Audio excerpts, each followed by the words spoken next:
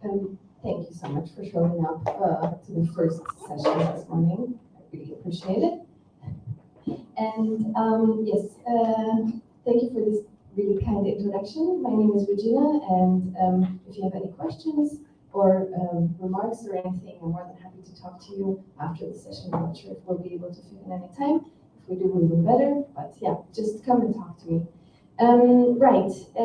So I got my PhD, I think 6 months ago or so, in grassroots design, grassroots innovation, and I'm going to be talking about something completely different today.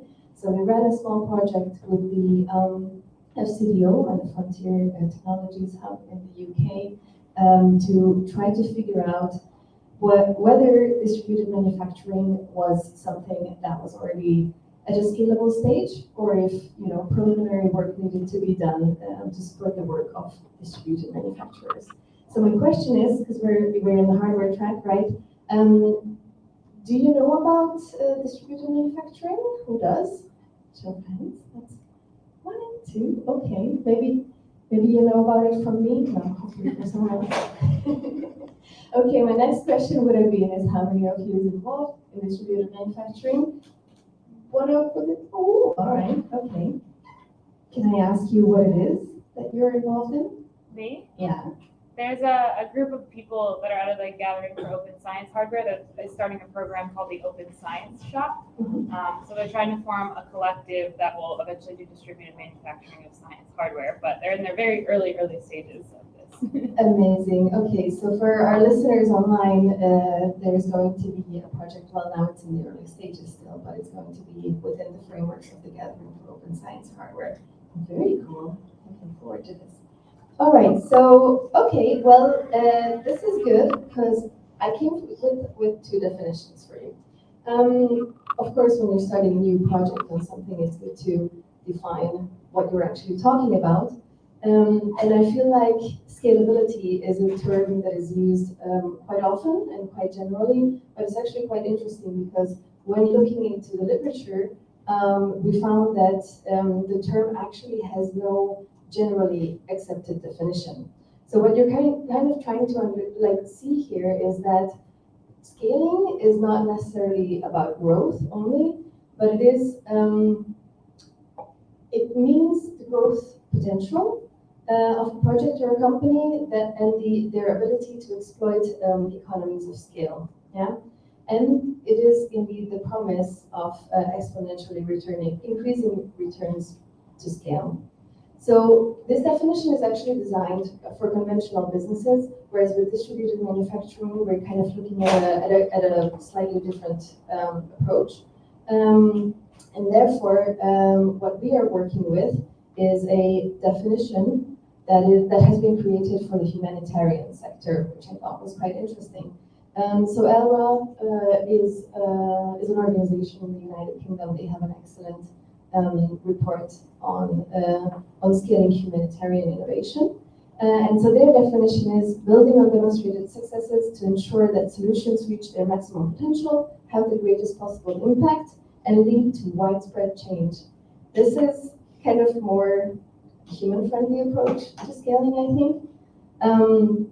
Right, and with that, I would like to come to distributed manufacturing. So distributed manufacturing is an approach to production that involves making goods in smaller quantities, in more locations, and closer to the point of use. And what I also need to say here is that while we're talking about these 2 terms, that most of the literature agrees that scaling distributed manufacturing, this type of approach, closer to the user, is actually a challenge, which should not come as a surprise because distributed manufacturing is actually understood as a small practice. Right. Still, we think that it makes sense to try to support those endeavors and also to try to see how they can be scaled, because what we have seen, especially over the last couple of years, but it's been going on for a while, is these larger trends where traditional centralized manufacturing has kind of been failing people on all sorts of different levels. Centralized manufacturing is often built on long and unresponsive supply chains, so they can't really respond to, let's say, sudden urges and needs. It is also far from the consumer, so consumers get what is being produced, and that's it. And they often use resources that are already scarce in inefficient ways. These are, of course, major problems, right? At the same time, distributed manufacturing has advantages that we have seen, for example, during the COVID pandemic, when makers were stepping up, producing protective equipment, right? What we've also seen is, for example, in humanitarian aid, man-made and natural disasters, supply chains often break down. There is no way to bring things to a particular place where people need it most urgently. And so there also distributed manufacturing can help. And what we're also seeing is that there's actually a lot of large corporations engaging in distributed manufacturing. They just don't really talk about it because, of course, they want to keep the information to themselves, which makes perfect sense. But what we are seeing is that they are looking at the future of supply chains, trying to figure out how it might work in the future, and also producing parts for machines on demand, for example, I'm happy to send you some reports about this if you're interested. So what I have to say is that basically people are quite optimistic about distributed manufacturing, and that a lot of people think, also a lot of large corporations think, that it could be especially useful to provide a future collapse-compliant means of production. And what is predicted that we will be seeing some future collapses. Right. So what we did is we did a literature review, and this is kind of what I recapped for you until now. And then we did a bunch of case studies. What we were looking at is, I know that the 3D printing one it looks a little bit awkward. It's 3D printing a project, not just 3D printing. But we interviewed a lot of amazing people who are experimenting with smaller or larger scale distributed manufacturing, and we try to understand how they have been approaching growth and scaling, and especially what happened with them before and leading up to the pandemic, and then during the pandemic as well. And this is how we created a bunch of case studies. And what we got out of this is a framework, at least a preliminary framework. And I would like to give you a brief overview about this. I know that this is all very new, but I hope that some of it might be inspiring for you as well. So what we found is that efforts to scale distributed manufacturing actually have to focus on the ecosystem that a distributed manufacturer is in. So we looked at the ecosystem on 3 different levels. Micro would be the distributed manufacturer themselves, so that's one organization, one particular node, so to say. The meso level, which could be the collaboration between the distributed manufacturer and others, or it could be even a regional scale. And then macro, of course, is the global level, which we also see a lot, I think, with networks. Gosh, people trying to bring these different initiatives together, but then also, of course, entities like the United Nations or international development agencies can really react well on that level as well, or support the building of the ecosystem. So we organized the framework around this, and then the other part is the 5 success factors that we have found. These success factors are necessary when you're trying to scale distributed manufacturing, either from the inside or the outside. And these 5 are make or making products. Oh, thank you. Make or making products, while also, for example, having access to different inputs and different skills. Sell or selling products in the market, for which one, of course, needs market knowledge and the readiness of the market as well. Operate, or how the organization that does the making and the selling is operated, including the infrastructure, which some of it they actually have some impact on. Other infrastructures have to come from the outside, and also they have to understand the regulatory environment. Collaborate, which I think is something that you can all relate to. how do they actually work together with others in their own ecosystem, and how that can be supported. And invest, or the need to invest to grow or scale distributed manufacturing. And this includes experimentations, as well as the iterative development of business models, because currently for distributed manufacturing, aside from traditional business models, we don't really have these novel business models yet, so people have to understand that iteration is needed. And of course, access to funding, right? You can't do it always on your own. So now I would like to give you two brief examples, because I know that the time is almost over. So basically, along the lines of these 5 success factors, we have created this whole complicated matrix of overviews of all of the things that are needed or might be needed to happen. And some of them might be there in the ecosystem already, some of them might be new. For example, let's say, for making, looking at quality and compliance, whether quality assurance is there already can be a challenge. It can also be an enabler, right? So for example, if you have ISO certification, it can give your customers confidence in your products. At the same time, if you are not able to reliably produce things in the quality and quantity that is needed, it's going to be hindering your growth, especially your scaling, right? These are some basic things that need to be said and need to be compiled somewhere, and so this is why we have created this report. I will tell you a bit more about that in a second. And so what we also try to do is gather different strategies on how to make how to overcome these challenges, and how to turn them into enablers. So for example, as you see on the right, we have the micro, meso, and the macro level.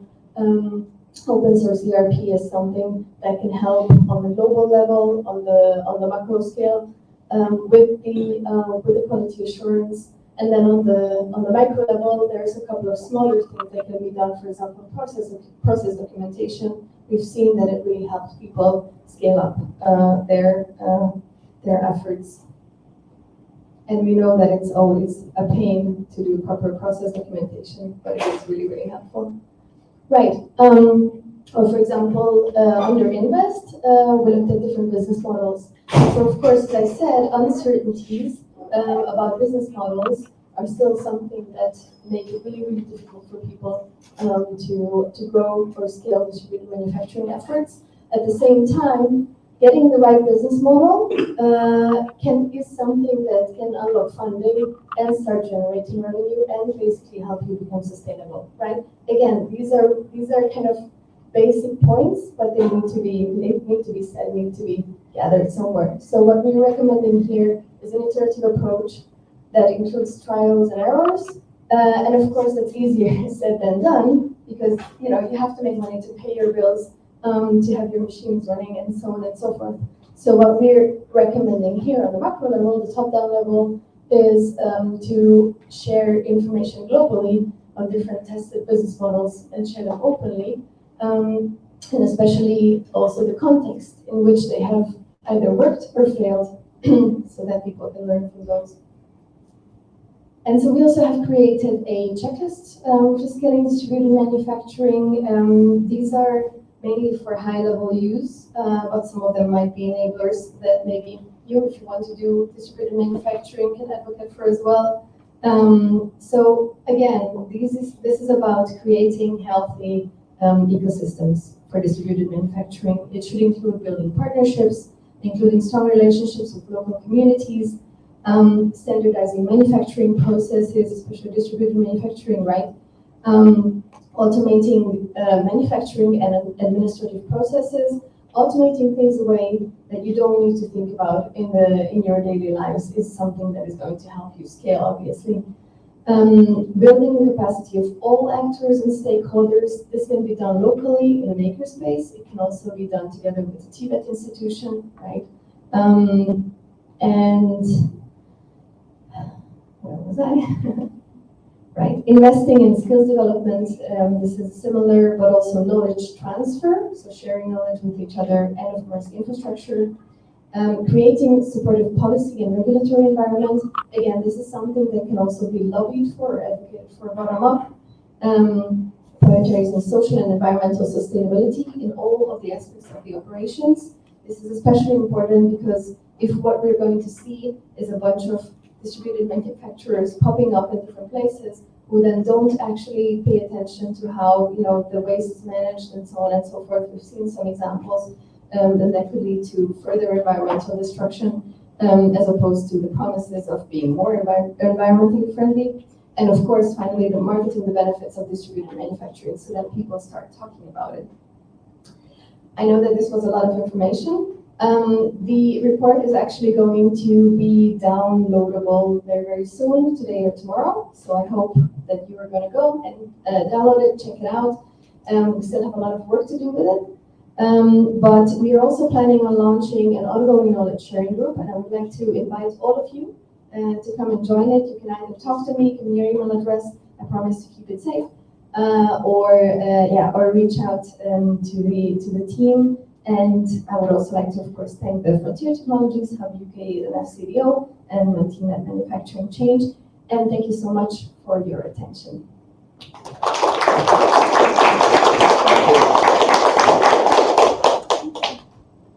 All right. So thank you very much. Is there any questions, anybody? I need to run over to get you the mic.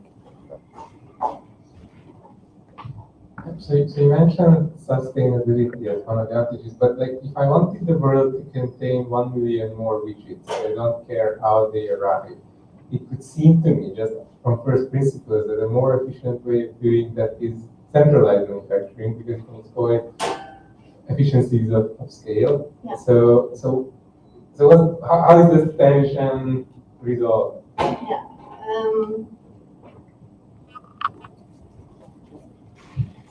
No, you're absolutely right. So centralized manufacturing has actually been designed to do exactly that, right? To do things efficiently and fast, and it makes perfect sense. The problem is when you're seeing things like the COVID pandemic. Yeah, suddenly things were not available because the supply chains broke down. And so what I wanted to highlight at the beginning of the presentation is that, especially again in humanitarian aid settings, for example, there are all these different scenarios that are not the norm, and these future collapses, so to say, we need to find ways to comply with them. And so distributed manufacturing, the local production, which is, of course, it has different other advantages, right? Being closer to the end user, so being able to individualize, personalize particular things while also producing things on larger scales. At the same time, it is possible, and we've seen some examples, that distributed ways of operating can actually be more useful in those crisis scenarios.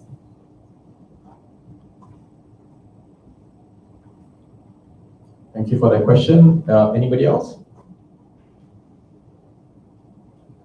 So, no questions, really? Okay. So thank you very much for your time and for keeping the attention and getting the first question going, right? So thank you very much. Thank you, Regina.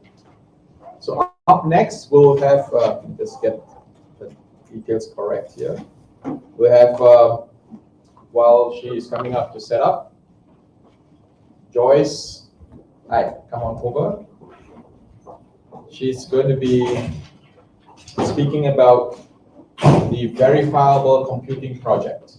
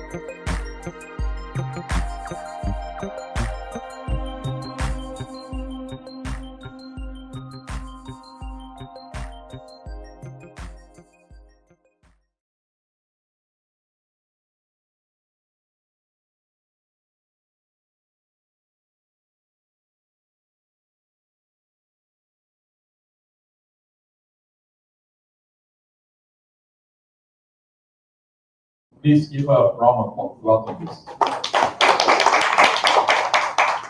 Okay, hi. Yeah, my name is Joyce, and I'm here to talk about the verifiable computing project today. So today, I'm just going to talk about these few things. Why do we care about verifiable computing project? Why do things like FPGAs in verifiable computing, right? What existing works out there, design for that sort of thing. What I will not cover is things like computer architecture, digital design, and VLSI design. Those are more complicated topics that I'm not going to delve into today. So, what do these devices have in common? They are all computers. All of them, from the servers to your phones to even programmable logic controllers and industrial devices, all of them are processors, all of them are computers, right? So, why should we care? So, for any user perspective, let's say you're a journalist, you're going on a sensitive assignment, and let's say you want to do an interview, right, in a sensitive location. If I put my phone in airplane mode, can I be sure that it really is in airplane mode and it's not transmitting anything? Right now, we don't have that, right? Even for a chip designer, if I send a chip design to a fab, how do I know that the chips I get are exactly what I get? Is it exactly as per my design files, right? Right now, it's very difficult to verify, as I'm going to show. I do have a real life example. For several months right now, a bunch of us actually have been harassed by a certain harasser known as Mercury, who has actually taken to compromising some of our friends' devices, such as an iPhone 10 and the MacBook. And I mean, these are the parts inside your MacBook, right? And they use, you can see that they use a bunch of chips that are made by Apple, and you know how they work. You don't know what firmware is actually running on it, right? And it's taken from the Wikipedia page of the Apple T2 chip found in 2018 in later MacBooks. There are a bunch of security flaws and vulnerabilities found, which allow for certain things like you're able to run code on this processor and things like that. And in this case, this process effectively said, hey, I got this phone, right? And not just the phone, but the MacBook itself, I'm able to tell that this person is here, at home. And the question is, how did the phone get bugged even? How did the MacBook get bugged? Even when I checked with this person, they said they locked it, they left it unattended, but they locked it. So how did Yahoo even get on it? They don't even know, isn't it? And for the phone, the adversary was able to tell us every single thing that was said on the Zoom call. They were able to tell us police forensics were not able to find any trace of software, presumably because it was wiped. The phone is not even jailbroken by the owner. The owner is not even a technical person and does not know how to jailbreak these things, right? So as you can see, many consumer devices nowadays they might actually be black boxes. And we do not know how they operate, or how they work, and what sort of security flaws or vulnerabilities exist in their firmware, even in the chips itself. And when we talk about hardware, this is a simple inverter circuit. So if I were to put, let's say, 0 in the input, I get a 1 in output, and vice versa, right?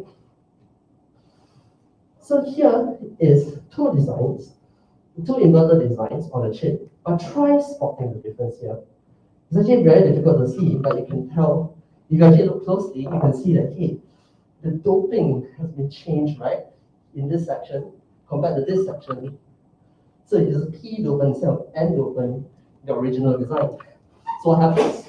No matter what you do, no matter what input you do, this inverter will always remain on. It will only just give you 1, right? And when you apply that to things like, more complex circuit, like an Intel processor, for example, one of the things that we may be interested in is things like random number generators used for encryption. We have end-to-end encryption and other forms of encryption tech, right? Or things like SSL, that sort of thing. But you need to start somewhere. You need to get a random seed from somewhere, right? This is how it's generated in hardware. So this is how that works, how that looks like in the Intel implementation for this, what's called the Ivy Bridge design, right? So as that you have, this gives you AES. You have 2 registers, the state register K and C, and the C is incremented by 1 all the time, right? So what happens if I set state register K to some fixed value in hardware by inserting a hardware Trojan software, so that my register is always a fixed value. And I can set the state register C so that I can now decrease. So let's say you have a 256-bit key, right? I can effectively reduce the key complexity to less than 256-bit. And guess what? In this example, this thing will still pass the business self-test. And as you can see, it's very, very, very difficult to spot this, right? Because even you use, it's very, very difficult to spot this, right? Because even if you use like scanning electron microscope, there's no way to see. You're just changing the dopant, you're not changing the structure itself. So yeah. And in the paper, I'm not going to get to what paper says, right, and all that. But yes, it reduces, as I say, it reduces the text complexity from 128 bits, for example, to just n bits, and chosen by whoever implements this attack. Right? And as it says, the hardware Trojan can pass the built-in self-test undetected. As I said earlier, because all you're just doing is changing the doping levels, right, in the chip itself, but you're not changing the structure of the chip. There's no way you can find this Trojan, even with scanning electron microscopy. And the only way to detect this is if you have a golden chip and you compare all your production samples with a golden chip. So it's hard, and see, it's very difficult to know that, something's been tampered with. If you don't even know that it's been tampered in the beginning, you have to know it's there already before you can look for it. And it's very difficult to inspect this, right, to figure out like where the fab process is compromised And this is the sort of thing that a state level actor, right, or well-funded actor could do. Unfortunately, there's no open source chip fabrication process as yet, although work is being done in this space, such as, well, a very famous example, Sansaloo's, Z2 chip, which has, I believe, 1,000 odd transistors on chip. And this is all done at home, by the way. This is his lab, all at home. And I think this is an older picture. So yeah. So I'm not going to get, like, I'm not trying to say, we should build all our own fabs and things like that at home. Or that becomes very expensive. But what we can use are FPGAs, because they are general purpose, right? And they're used in all sorts of applications, from networking to the networking, radio, and a lot of applications. So it's very difficult to target, like, a certain batch of FPGAs to say, I want to modify this batch, but I have no idea where a batch of FPGAs may go into. It may go to all sorts of applications. So it's much more difficult to target from a supply chain perspective, right? And if you write HDL code, you can actually inspect that code and can verify the operation of the hardware description language code. And yes, if you so desire, you can even modify your devices if you have HDL. And this is the general structure of an FPGA. So you have a bunch of configurable logic blocks. And at the side of chips, you have your in-output blocks. And then you may have other blocks like memory, multipliers, and things like that in between. So in a specific design, the lattice I/4 FPGAs, this is how, like, a general overview of how the FPGA looks like. And each of these PLEs are your programmable logic blocks, right? And this is how the programmable logic blocks look like. To simplify all this, all you're just doing is to configure. If you program this lookup table here, you can say that, okay, from certain set of inputs, right, and a certain clock, for example, let's say a rising edge, falling edge, on my output, I give you a certain behavior, a certain output at a certain clock, things like that, or clock edge, basically. And the IO bank and IO cell looks like this, so you can configure the input, output, and things like that, or just by writing code in a hardware description language. There are certain already existing works, such as, Bunny's precursor, which is supposed to be a kit, right, where you can actually experiment with FPGAs and mobile communications and the like. It also has like its own Wi-Fi device and that sort of thing. And inside, this is how it looks like. So you actually have an idea of how this whole device works, right? You have your embedded controller here, which handles all your power and whatnot.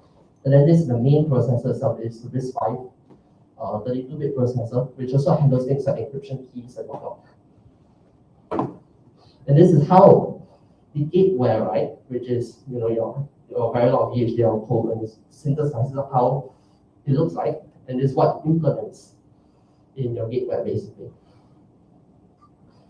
So when you start off with an FPGA project, what you're doing is that you're doing things like, okay, I'm getting a sense of like what's a high level design, right? Like what's my design supposed to do? Then I write my code in whatever hardware description language, whether it be Verilog or VHDL, and then I can synthesize that design. I can do simulation. Then once I'm done simulating that, I can actually implement the design and synthesize place and do the case rule and things like that. And then the final output, the bit stream, can be programmed into an FPGA, like a physical FPGA device.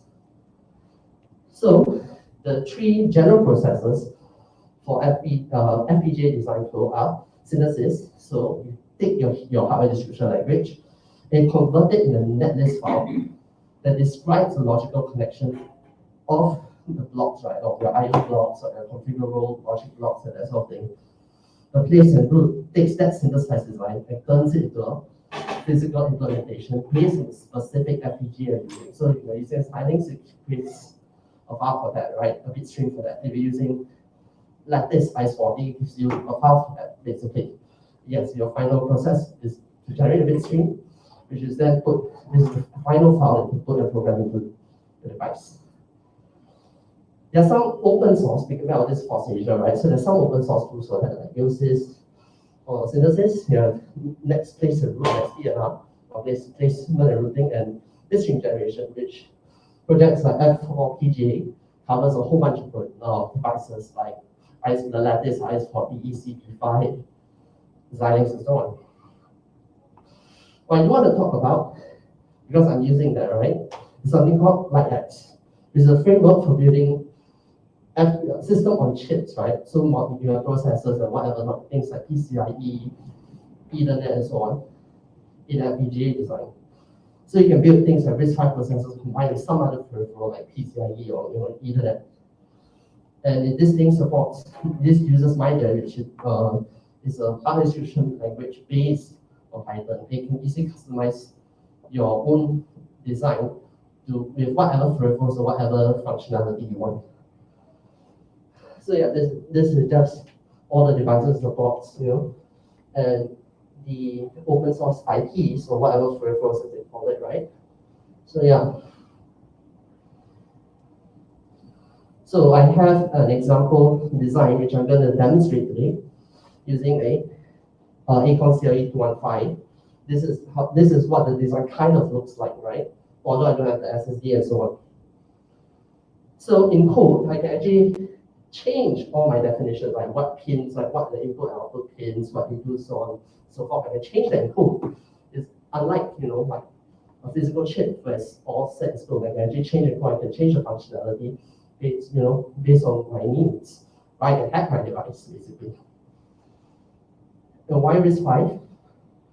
So the processor here, we're using RISC-V. So why do we use that? Because it's an open source instruction set architecture, and it's a very simple one. It uses less than 50 instructions to implement the most basic 32-bit integer instruction set for RISC-V. And the spec itself is already frozen, although you can make your own custom extension. So if you want to build something that's not, if you want some feature, something that's not supported, like the spec itself, you can implement that. And this is just how the instruction set looks like, all events in one table. This is just for RISC-V 32-bit integer. So the Acon is basically a mining, this used to be like a cryptocurrency miner device, which now, well, it's not profitable anymore to use for mining. So you can buy a whole bunch of these for less than $100 nowadays. And this is the block diagram of the device and what it has, right? And it uses a Xilinx haptic 7. In fact, the highest end FPGA in the haptic 7 family, which would cost a few $100s usually. You can get a board now for less than 100 if you know where to look. And right now, in the office, I have one set up. I was not able to build Linux today for some reason, but yes, I have a demo coming up right now. Just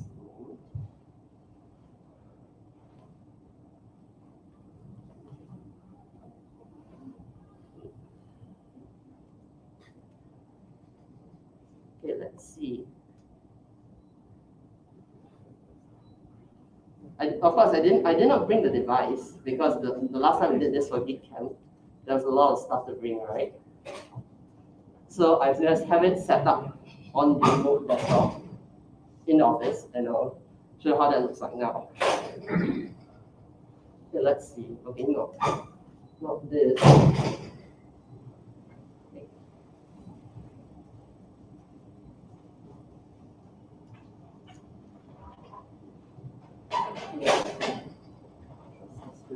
For terminal.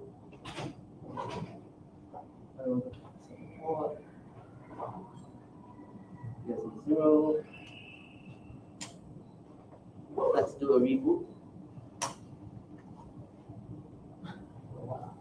So yeah, the thing, of course I was trying to compile Linux earlier, so you see the errors behind, right? I didn't manage to get it working, to compile and work in time for the demo, but the BIOS itself actually starts up, and you can see, like the battery test and things like that. It's now just waiting for good image to be sent to it.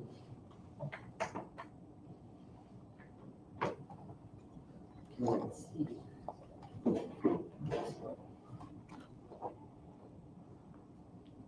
yeah, so there are two projects that Hai is working on right now, which is the RISC-V laptop, which is supposed to be a verifiable laptop design based on a RISC-V processor implemented on FPGA.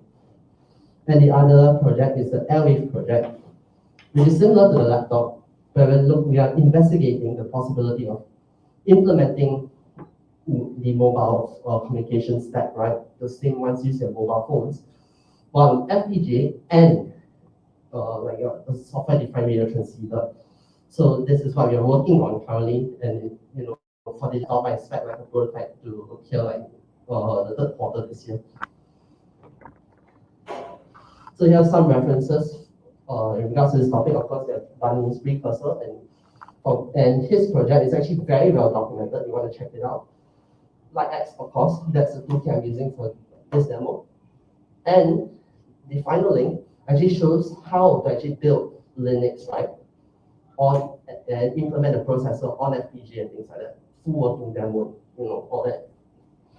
And this is the paper for the stealthy hardware trojans that I talked about earlier in my presentation. And this is where you can find me. That's it. Thank you very much. Thank you very much, Joyce. Questions? I'm sure there'll be a dozen. You go first.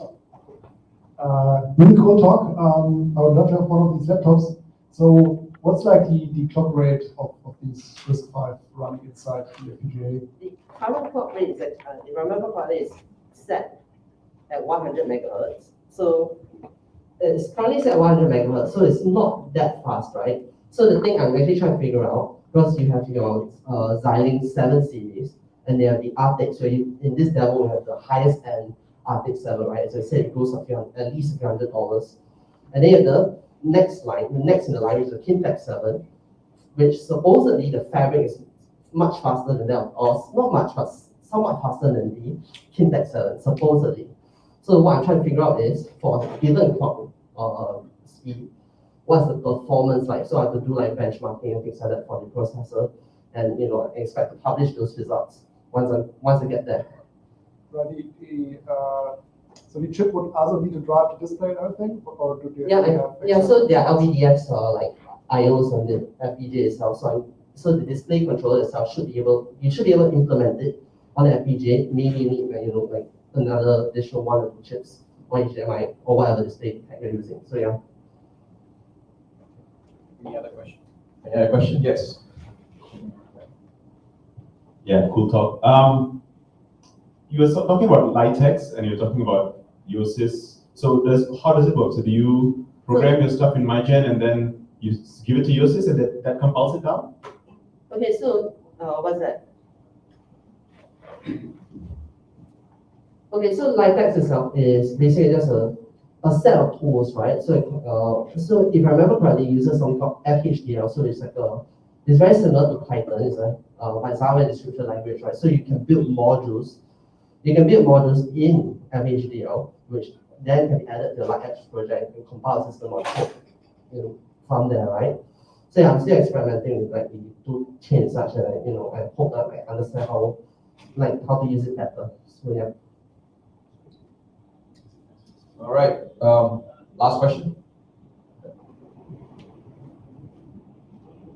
So if you're talking about like a targeted state level attack, you're probably better off buying a real chip because you can pay cash to someone, get a CPU, and then there's no more surface area to attack it. Whereas if you use a soft CPU like this, you can be constantly under attack. I mean, if someone manages to get access to the computer, they can probably replace the FPGA configuration with a Trojan one.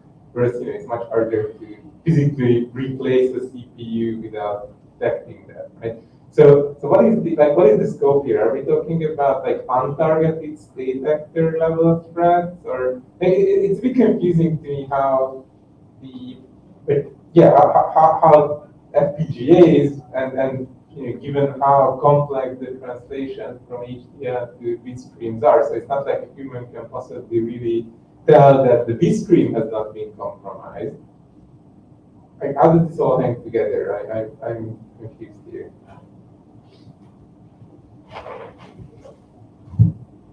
I mean, you have a point, but what I would say is first, you have physical access to a device, then no matter whether you have a hard, you're using like a hard off-the-shelf processor or a soft core processor in FPGA, well, the device, well, it's basically finished to begin with. If a hacker already has physical access to the device, that is. As for, the gateware itself, right? This is a problem I'm actually thinking about. And I'm actually looking at not just people in sensitive positions, right, but also for end users. And basically the question is this: what sort of tests can an end user do? If let's say I get the device, it's preloaded some bitstream. So what sort of tests can a user do? What sort of things can the user do? What do they know about these tests, right? For them to be confident that the device is actually clean. So those are some questions I'm actually working on at the moment, and I don't have an answer for that as yet. I think we are actually run out of time, so we already past our scheduled time slot. So I'm sorry I can't take it, but why don't you ask her subsequently? All right. So thank you very much, Joy.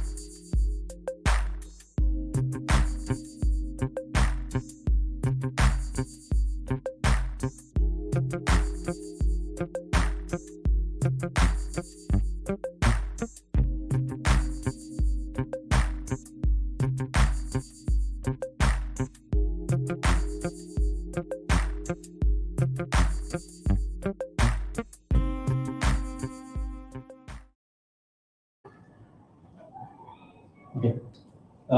Good morning, everyone. So, as mentioned, I'm a research fellow in NUS, but today I want to represent ONF as the owner of the programming language, the open source programming language, which is before. So, but today is not very technical. I want to make it more practical. So we will see some demo, quick demo. Whether we can have some, longer period for demo or not, depending on time. But before we start, I want to describe a little bit what is the before. So basically, as I mentioned, this is a language that intend to be used to program different networking hardware, or you can say like networking chips, including the SmartNIC, FPGA, Intel Tofino, or even the Linux networking. Okay, So if you want to see the details, I have a 1.5 hour tutorial about the P4 in my last event. So you can check it out in this YouTube link. Maybe I can send also the slide, and then you can try to learn about P4. But don't worry, I will give you a little bit introductions or maybe like analogy why we need a P4 before we go into the demo. So everybody like talking about toward the programmability, right? As you mentioned, we have the CPU that can be fully programmable, we have the mobile device and so on. But now, can we have in the networking? Okay, so the question is, everybody know the of the programming. I will not explain this one, but the overall, you make your own programs. Can be simple, can be complex. It's up to you. Okay, and then you load it into the source code, and then convert it to the binary or bitstream or whatever it is, and then you load it to the computer, and then the computer is behave like you want based on your applications. Okay, similarly with the mobile device, right? Like for example Android. So you can have very complex apps in your for your applications, right?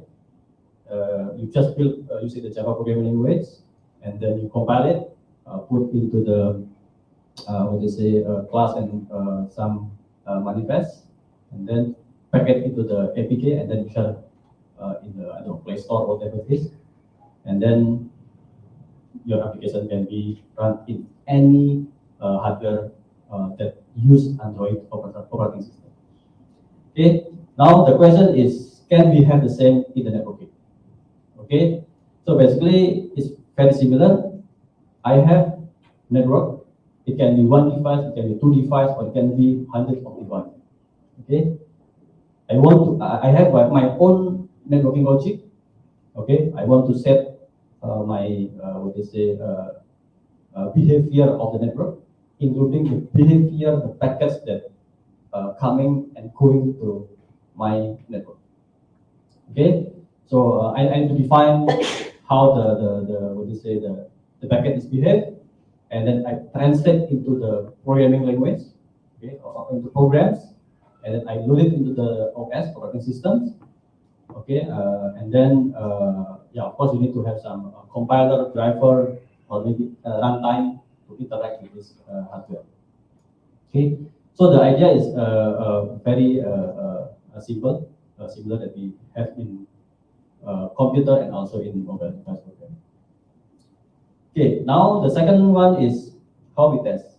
Okay, because we cannot just what they say like program and then push it into the live network, right? So we need to have something to test. Okay, I think everybody knows in the computer programs or computer applications, usually just pull out from the Git, load into the IDE or whatever it is, try to build, run, and then some of you may run inside the containers. It can be one container, it can be multiple containers, up to you, depending on your applications. And then you see the behavior before you can deploy into the production, right? So this is like computer program testing. Okay, and then how about the mobile phone applications? Okay, so everybody knows that there is Android emulator, very nice. So you don't need to have real devices to program the Android device. You just use this emulator and then make your own programs. And you want to make sure that program can run in any different device that use a similar version of the Android OS. Yeah. Okay. So now the questions: how we test the networking program in some testing environment. Okay, so now we have what we call VNet. Okay, it can be also used to verify the P4 programs. It basically is it's not simulator. I can say that this is emulator because actually you run the real software OS, sorry, the software switch, and then you also run some software host based on the container and so on and so on. So basically, it's emulator, but in some sense, in very small scale of the network. So you can change the behavior of your switch, your host, and everything inside this emulator. Okay. So before to go to some demo, any quick questions? If not, let's see the demo. Okay, so basically, before I open my virtual machines, anyone know how the routing is works? So in the internet, there are 1,000 routers in the world, but do you know how actually the IP routing is done? Okay, you may imagine that okay, the process is very complex because there are many prefixes, IP addresses, and so on, right? But in terms of the packet, it's very simple. Okay, if the packet is going from left side to the right side, okay, across one of the router, nothing changed. The data is not changed, IP header is not changed, only the MAC address is changed. Okay, why? Because router have their own MAC address. So if I send the packet to others, I need to type the MAC address in my own, so that the other know that how to revert back the packet. Okay, so it's very simple. I mean, in terms of the packet process itself is very simple. Okay, now let's see how we convert into P4 programs. Okay, so P4 program basically is, I mean, you can say like something like firewalls. Okay, it's basically like match action tables. So you match something and then what is the actions? Okay, so here we can see the logic of the routing. Okay, so we have a table called IP4 routing tables. Okay, and then what do you want to match? I want to match the IP4 headers. Okay, and then the type of the match is longest prefix, because in the routing, if we have several entries that match, actually I'm looking for the longest one. Okay, so then we define the actions. What is the actions? It means the IPv4 forward. Okay, so as we see in the previous one, basically when the packet comes to my device, right, I just need to change the MAC address. I don't need to touch anything. Okay, and maybe some of the action maybe like I need to redirect to the correct interface, or maybe reducing the TTL, because to avoid the loop, right? Yeah. Okay, let's see. So basically, if I see some packets, okay, I type the MAC address. Okay, now it's going to my MAC address, but when I send to other, I need to change to the address to another router. Okay, then the second one, I need to change into the correct port number. Okay, so it goes to the correct destinations, and then I need to reduce the TTL, the time to live.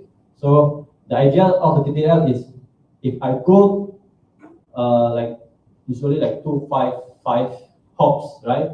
I consider it's loop already. Okay, so I need to reduce the TTL every time I push to another router. Okay. Okay, so let's see the demo. So the demo is something like this. I have the topology in the VNet. So we have the switch 1, switch 2, switch 3, and switch 4. It is topology. And then I have the host 1, host 2, host 3, and host 4. Okay, so if you want to see the detail of the example of the demo, you can see this link. But let me open up my VMs.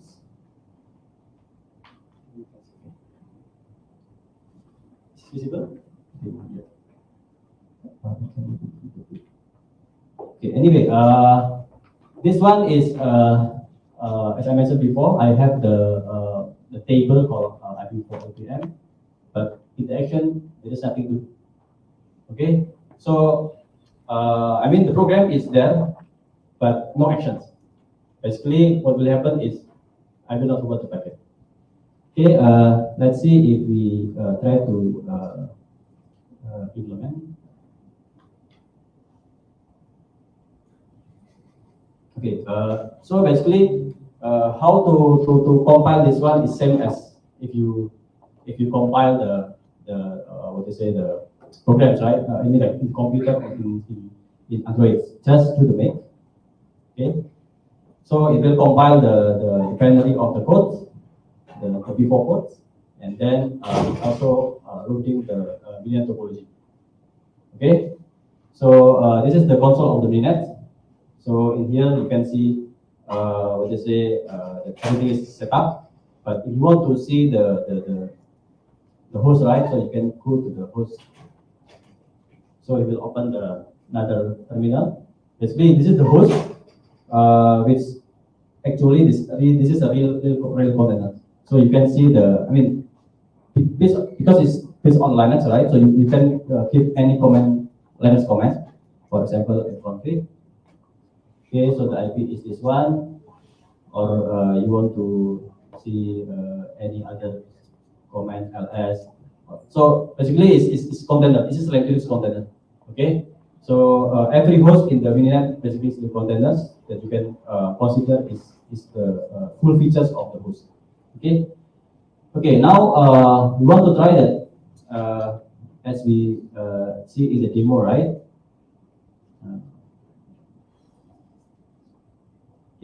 This one we want to check the connection between the H1 and H2, right? So let's try to pin the H1 to H2. I mean, the simplest way you can just use this one. Okay, this doesn't happen because as we know that there is a program, but there is no actions. Okay, now you can also do it from here if you want to ping, because you know the IP address of the H2 or host 2. So you just type same thing here. So you will do the same. Okay. Now let's try to program to become let's say like a router, right? Okay. So I just close this one. Okay. So now let's clean up the previous build. Okay.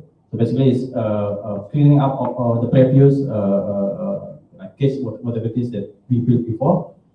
Now to speed up the demo, I just copy some what they say the solution for this one. Okay.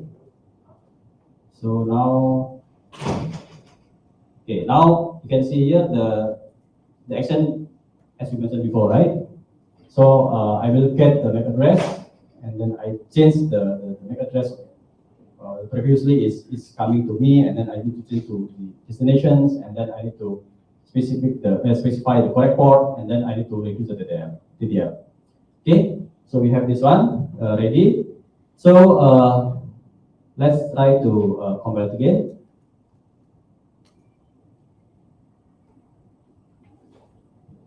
So depending on the topology that you create, you may have wait to like several minutes, but if you have a very powerful like virtual machines, can be very fast.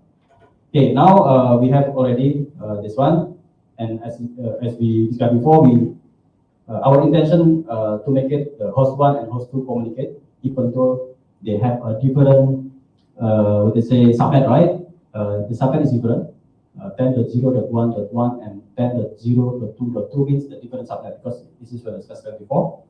Okay, now let's see whether we can do the ping. Let's go here.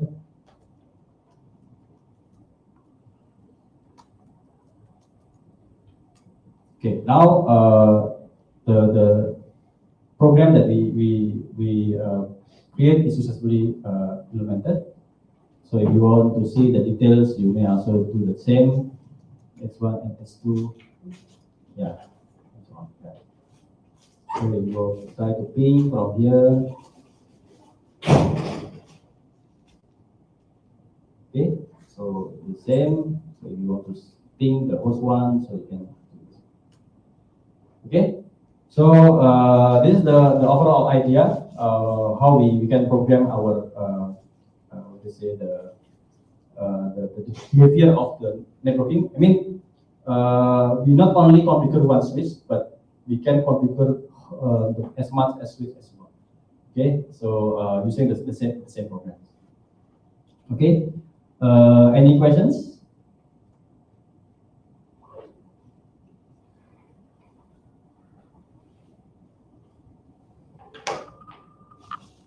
No questions? Okay, now if no questions, I think I still have how many minutes? Maybe just about 5 minutes. Okay, okay, I have some bonus. So okay, maybe somebody said that, okay, maybe before it's only working for internet or for simulations. No, actually, it's already verified it's working with the hardware, and one of them is the Intel Tofino. Even though it's they closed the Intel Tofino, but there are another target that can be used like FPGA, SmartNIC, even the Linux EBBF, and so on and so on. So the difference is there is a language, but you have the target. Target can be changed, but language will be the same. Okay, so I borrow one Tofino, Intel Tofino switch from the lab in the US. Okay, so you can see here we have Intel. Yeah, this one is the Intel Tofino switch, and then I have the servers 1 and server 2 to host the host 1, host 2, host 3, and host 4. Okay, and then it's connected to the I just want to show that whether it's in Mininet or whether it's in the hardware, right? The way how to configure is the same. The program is almost the same. Okay, so let's see the demo. Okay, so I'm accessing the switch. Okay, and then same I do to make because I have the program that I want to compile. Okay. Of course, the compiler of the Mininet and the compiler of the Intel Tofino is different. Okay, and then the compiler for FPGA is different. Compiler for the Linux EBBF is different. Okay, now you can see here it's done. Now the next we need to start the switch to load our binary. Okay, so you can see there is a binary called Tofino pin, and there is a context JSON basically is information that how you will interact with this switch. Okay. Okay. So now it's done. Okay. Now since it's using the hardware, so the server is something that you need to configure manually. In the Mininet, even the host you can configure automatically, but this one we need to configure manually. So we need to assign the port. Previously it's down because I don't assign any port to the server, right? Now I assign the port to the server and it become up. Okay, and then I need to set the IP address, right? Manually because it's the real servers. Okay. Yeah.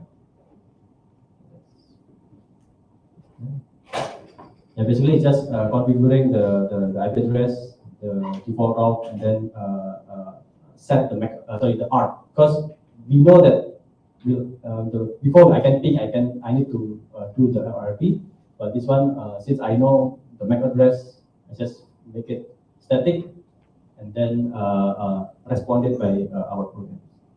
Okay, so let's out this one. It's just configuring the IP, so nothing else here. Okay, now you can see all the IP is configured. And then the RP is also done. Okay. Okay. Now we can configure the this one. I can configure my own IP, but I cannot ping yet the destinations. Why? Because there is no rules that I set up in the switch. Now I set up the rule on the switch as well through the runtime. Okay, so basically the same. Now the switch that we already configured can be used for doing the routing process. Okay, I think with this one I conclude my presentation. Thank you. Thank you very much. Any questions, anybody?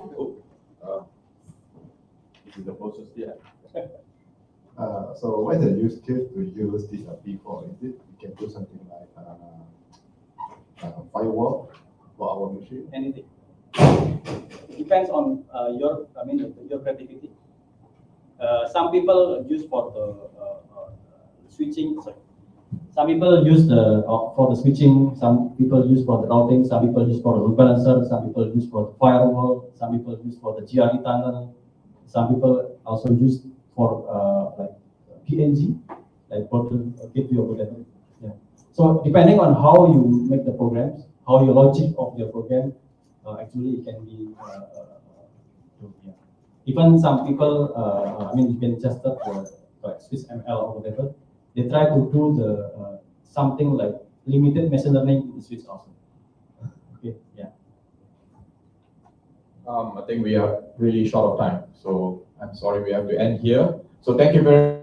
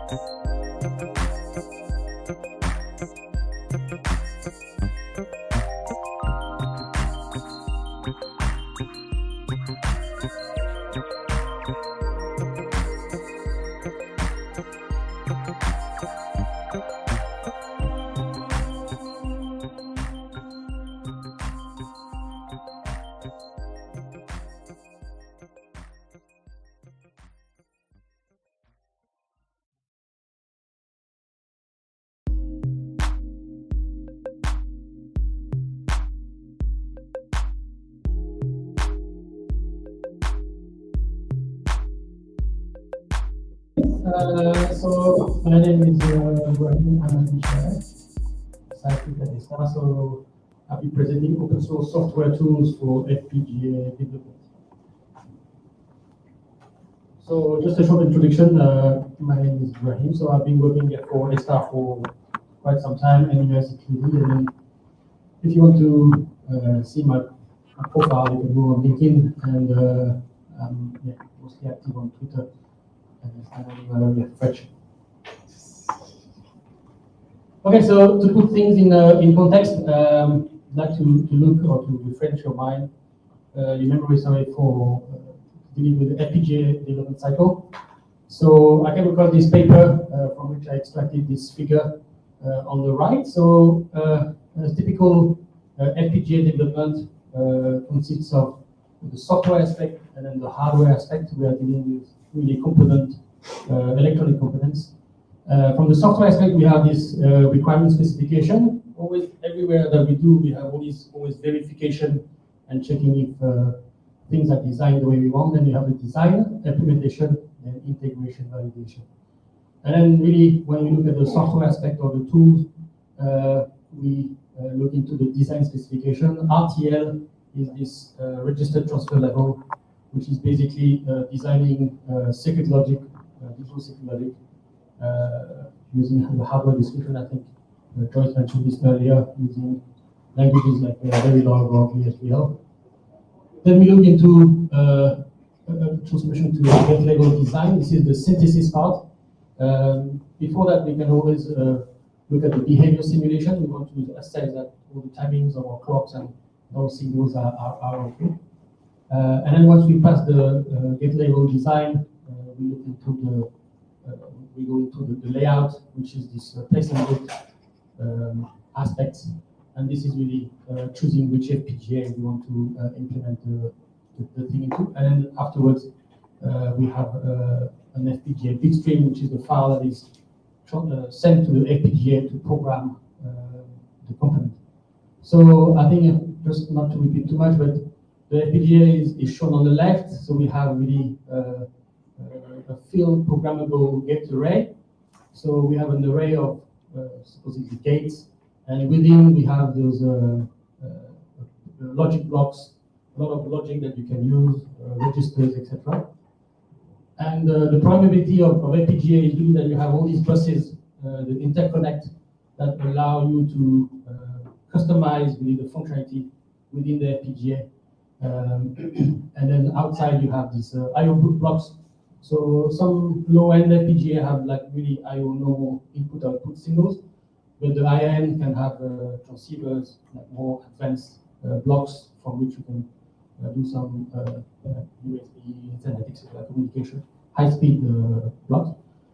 And then the more the FPGA evolved over time, they added more block RAM, DSP slice, etc. So processing blocks from which you can exploit and basically increase the complexity of your design.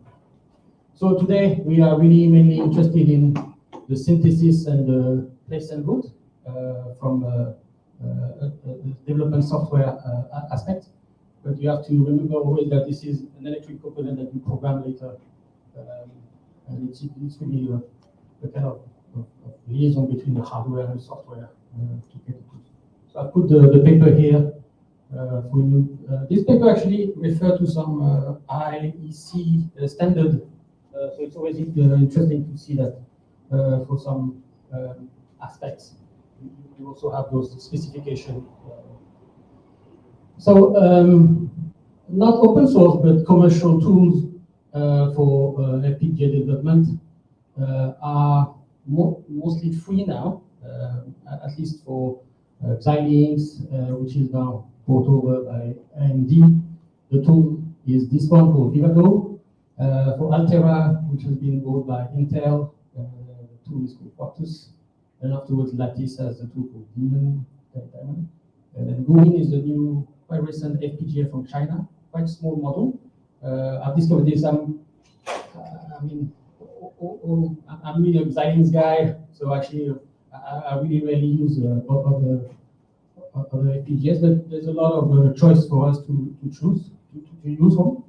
And then on the left, you can see the simulation, RTL analysis, and then this synthesis implementation, and then bitstream generation. So these are the standard tasks that those tools will do for you. And in the middle, we have a VHDL code example. So FPGA programming is quite niche. It's not something that is really as popular as C++ and software engineer. It's more electronic people moving into the programmable aspects, and then you have FPGA. FPGA is usually the transition between some accelerator that you want to make an ASIC chip, and then you actually exploit the FPGA aspects to do some testing. So the focus of this paper, this talk is really UOSIS and next PNR. I presented part of it earlier. So for me as a scientist, it really comes up from that early paper 2018-2019, where they introduced this free and open software architecture. Really architecture neutral because they want to really be as generic as possible. And then they want to have this framework to have a flow for the placement, routing, bitstream generation, etc. And the early stage was really from that paper using lattice and small size FPGAs, the ICE 40 and the lattice TCP5. These are really the low end, I would call it low end, not as low quality, but really small resources and really hobby kind of price FPGAs. And really this paper, I think, did a lot of hype and really started really the open source framework for FPGA development. So you can, I'll actually made available the PDF. It's on my GitHub somewhere, so you can click and go to all these links. Simply, UOSIS can really be compiled from source, built from source. So instead of having a tool that you download from Xilinx, let's say 50 gig massive files that you install, and half of the thing installed is sometimes not used because they make you download like some ultra-scale whatever driver that you probably never use. UOSIS and the PNR part is really smaller, and you really, from a philosophy of open source, have access to everything and see what they are doing, contribute, etc. And then it supports mainly Verilog and system Verilog, but there is some initial attempt to do VHDL. And additionally to this UOSIS, they have also some little additional project that kind of specialize. So for example, the famous one is Trellis, which is used for the lattice TCP5 FPGAs. And then maybe also your talk later on dealing with the RISC-V. So you also have a Pico RV32 RISC processor. So everybody kind of heard about RISC-V, the instruction set. 32 is for the 32-bit, and the M is for the multiplication division, and the C is the compressed instruction. So the RV32, imagine of a processor that you basically know and can change, remove or add a specific instruction by yourself, and not like the Pentium 4 or whatever. You really have access to all the source to build, modify, and maybe to look at aspects of security if you are dealing with this. So UOSIS is really used for a lot of the RISC-V development.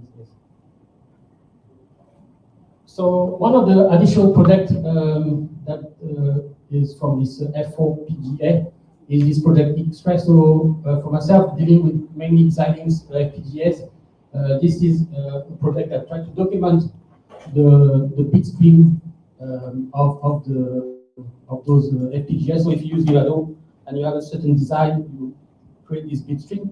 That bitstream is really the kind of intellectual property of Xilinx. And first, you sort of try to reverse engineer that bit stream to identify what you've modified in the code, in the design. So for this, you can actually help to contribute.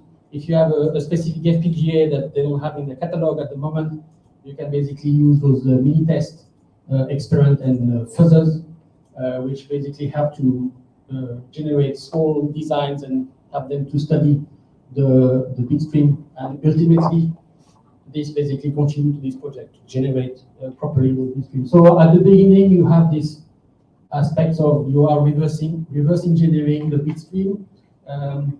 Personally, I still use Vivado as a tool, but ultimately maybe some of these big companies will be doing more and more open source, and they will see the appeal of having a community to do this.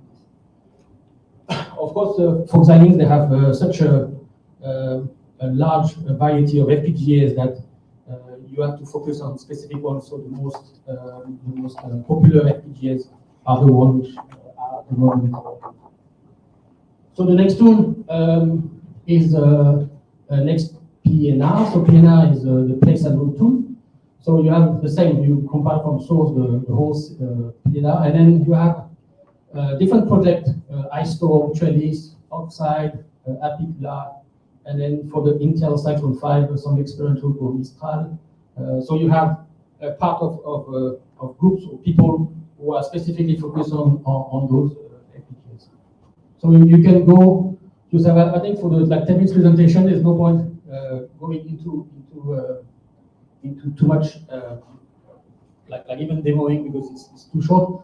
But later on, you can basically try to look into those FPGAs. The Godwin and Lattice, they are quite small FPGAs, where the Xilinx and maybe Intel, AMD and Intel now, they can be some quite beefy FPGAs. So to introduce quickly, also we have an FPGA community Singapore. So we have a Facebook group, and recently we've had the Hackerware X FPGA Day. So everybody is welcome to join those days where we introduce FPGA, how it works. If you're an experienced person, you can come and demo, talk about applications. And over the summer, this summer, we can try to have a session specifically on those YOSIS to try to have really a proper tutorials. Additionally, just to finish, we also have a session called Paper We Love. I think with Team May at the back organizing this in the past. So for the FPGA aspect, we have those two papers, complete open source design flow for Goodwin. I don't have this FPGA, but we can still buy one from AliExpress or whatever source that has this, and then we can go through the kind of steps. When you read the paper, they explain all the aspects to do some testing. So this session is not to go too deep, but it's really to introduce this new movement, quite driven by the RISC-V actually, from my point of view, of tools that will be open source, from which you can learn and from which you can also develop specific aspects to optimize, to improve aspects in terms of security, in terms of other things. So yeah, I think Anne was presented to me earlier. So if you have any question, I'll be available. I don't want to spend too much time because I've already used one or two minutes. But yeah, thank you very much. Thank you, Brian. Questions? We have 1 minute left. Anybody? All right, no questions. Oh, one question. There we go. If someone wants to get started with this tool, what's the best way to get started? So there's a link. Do they have to compile them from source, or how does something? Yeah, usually you GitHub and you make you clone the archive, and then there's a whole sequence of make, etc. And then afterwards, when you have those tools, they go through some very basic examples, and that's why there's a couple of videos on YouTube that I've now discovered, and actually they go through some examples. So I will add this as another slide. to be honest, compared to the normal Vivado, if you're used to that flow, programming, this one is more of a Linux part when you script a lot, but you can automate a lot of things, and that's the beauty. Thank you. All right, thank you very much. Thank you, Brian. Please give him a round of applause.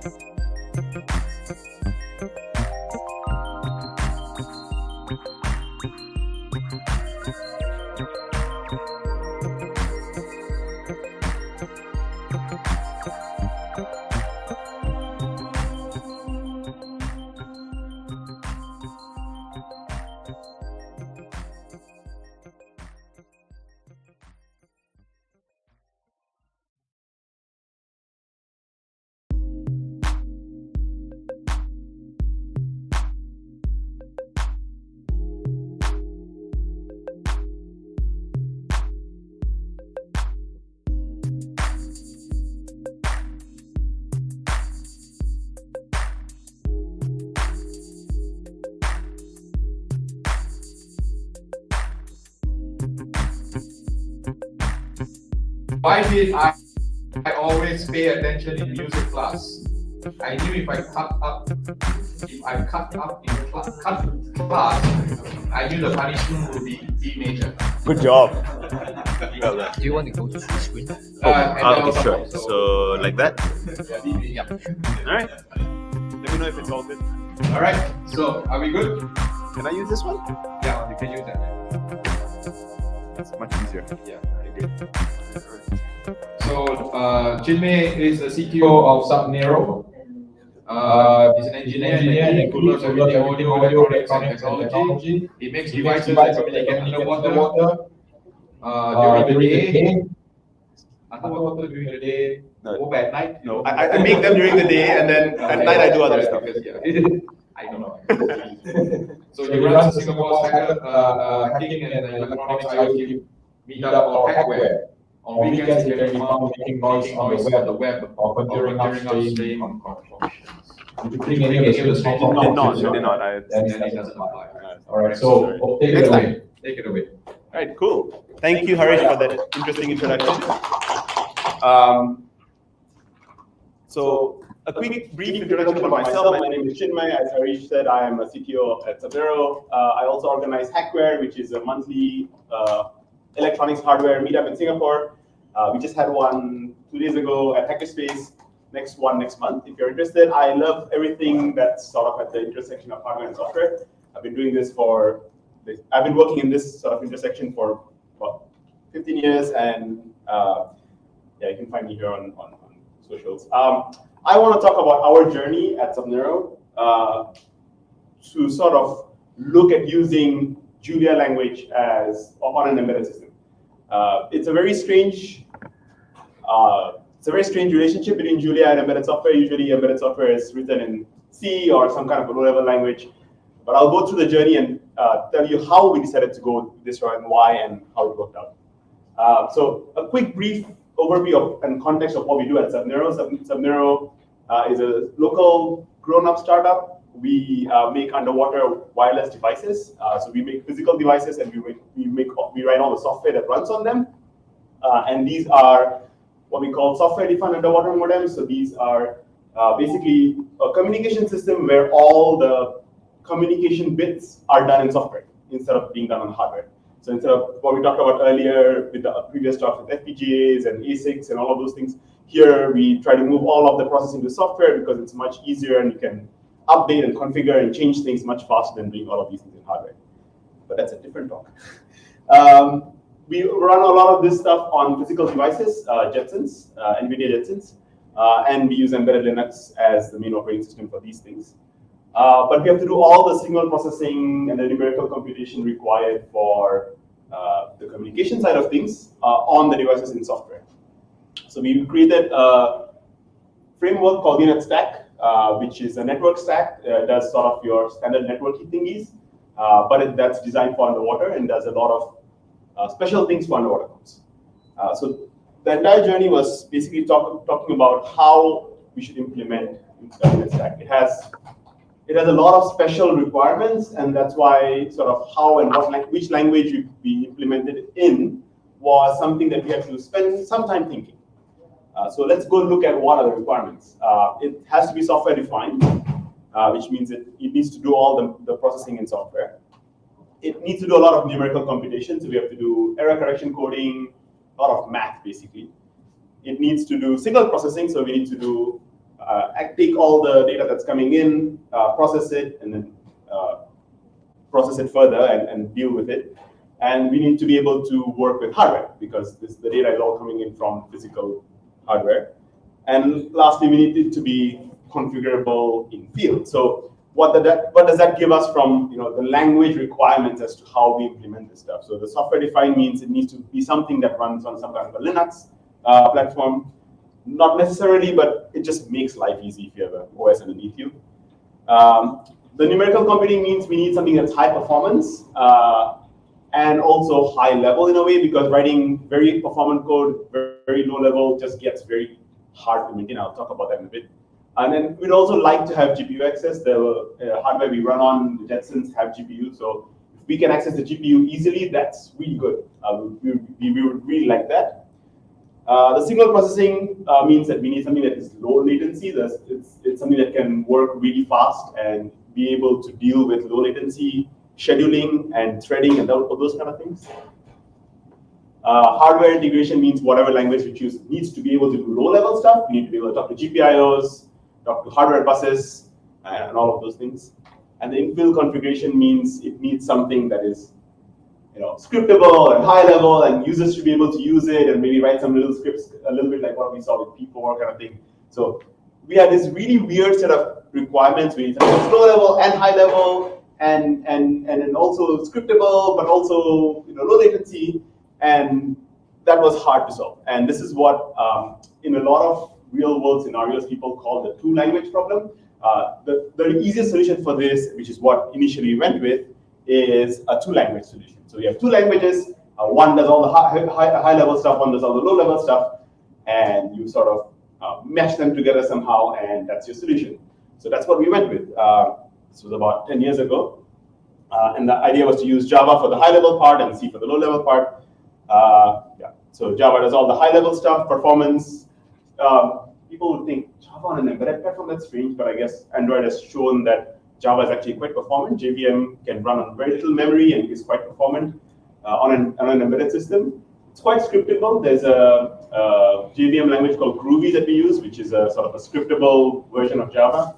And then for anything that was low latency and sort of needed like real low-level access, GPU access, we used C. This worked for us for a while, but this entire sort of two-language has a problem, and that's basically the bit where they talk to each other, which is in this case J and I, is where it gets really painful, because every time you change one side, you have to change the other side, and then keeping everything in sync and working just gets hard. So J and I was rigid, it got painful, and basically we ended up not changing the C side as much, which means we didn't add more features to the C side of things, which means a lot of the product features we wanted to ship, we couldn't ship, or just were getting delayed. So seeing this for a while, we were thinking, we need to have a better solution for this. And I've been following Julia Lang for a while, and by the time we decided to look into this, it was mature enough. So we decided to do look at using Julia Lang for some of this. So who here has heard of Julia Lang? Yeah, cool. That's sweet. Lots of people do. So it's a high-level, high-performance dynamic language created at MIT. Version 1 in about 2018, which is about the time we started looking at it. So it was stable enough, and it's open source. But it's really strange because Julia Lang is normally used in sort of the machine learning space. So why on an embedded platform? But it's got a lot of really interesting characteristics for an embedded use case. It's super fast. It uses LLVM at the back for native code compilation. It provides a lot of features in sort of I/O, process control, logging, profiling. It's dynamic. It's got some nice scriptability to it. You can write DSLs in it very well. It has a great community on the numerical computing side of things. And it also has some really nice language features to make composition of things very easy. But that's what the website for Julia says. For me, I think the interesting thing was the community was really great. I think Julia has a really nice community. It's got a lot of open source packages that are available, especially in the numerical computing, signal processing kind of things side. So we could use and leverage a lot of that. It's very low level in a sense that you can actually very easily interact with OS and hardware. I'll show some of the examples of this later, but it's quite. It makes life very easy when you're trying to do low level stuff, unlike Java. It's got a great support for GPU integration, even on embedded GPUs, which was quite surprising to me. So you could, and I'll example for this coming up as well, super fun. And I think this was really what personally took the cake, which was the community really cares about memory and speed use. Speed and memory use. So the community always tries to run the benchmarks for performance and memory use continuously. So every package, every core feature, everything tends to have discussions about, hey, if you do it this way, are you going to do more allocations? Are you going to do more? Are you going to use more time? And that entire mindset is really useful in an embedded world because you don't have much memory. You need to do things fast. So having that mindset consistently throughout the entire community, I think, was really what sealed the deal for me. But yeah, it's not really easy to learn. It has a pretty steep learning curve. There is a couple of very specific new ways of thinking that you need to pick up, and once you have those, then it's straightforward. But it took me and the team quite a bit of time to sort of ramp up on this. But once we got going, it was good. So what worked? So I'll go through a few examples of things that worked for us. So the speed of development. So this is great for very high performance code. It's very terse code, but I can quickly go through what you're doing. This is where we are reading something from an ADC into a buffer, and then sort of reinterpreting it, and then sending it up to a callback to a high-level function that deals with the data. But in the middle, in the reinterpretation, we need to do funny things like take a 32-bit integer, shift it down by 8 bits, and then take a 24 bits of that, and then convert it to a 32-bit signed integer. So all of these things can be done in a nice and terse single liner. But the best part is, while this looks very high level, this compiles down to something that's very, very low level. There's actually a Julia construct that allows you to look at what low-level code it generates. Unfortunately, I didn't have it on the processor. Otherwise I could have just shown you the assembly generates. But it's very short. So it generates very, very short, fast code, even from something that looks very high level and complex like this. So things like the dot equal to operators do in-place operations, so you don't even do allocation. So this entire code doesn't do any memory allocations, which means you could run this in a loop forever, and it's not going to do any allocs, which means it's not going to do any GCs, which means you're probably going to be able to get pretty good speeds for these things. So stuff like this is what I think makes Julia great for high-performance code. Low-level control. So this is something that I struggled a lot with Java, which was how do you do IOCTL calls? Because when you're talking to hardware, you got to do IOCTL calls for random stuff, and then you got to go through JNI, and it's painful. With Julia, they have a CCall function in their base library, which basically allows you to link into any static C library, or even do OS calls like an IOCTL call. And then all you need to do is write some data structures to what kind of data you want to pass through down into IOCTL land, and then just call this. So this is basically your I2C write in Julia. So very easy to write, very easy to reason with, very easy to maintain, even low-level code. And then I think the great thing about Julia is there's a lot, because of the ML relationship and what people use Julia for, the GPU integrations are very mature, especially on the NVIDIA side. So this is, for example, a simple function that does a vector multiplication. So it just multiplies X and Y and puts the output in out. And this code is just pure software code. It will run in Julia as is. So if I call it like this, it will just do this vector multiplication. This is 100% software, no GPUs involved. And all I have to do is add CUDA at the beginning, and the whole thing is going to run on a GPU for me.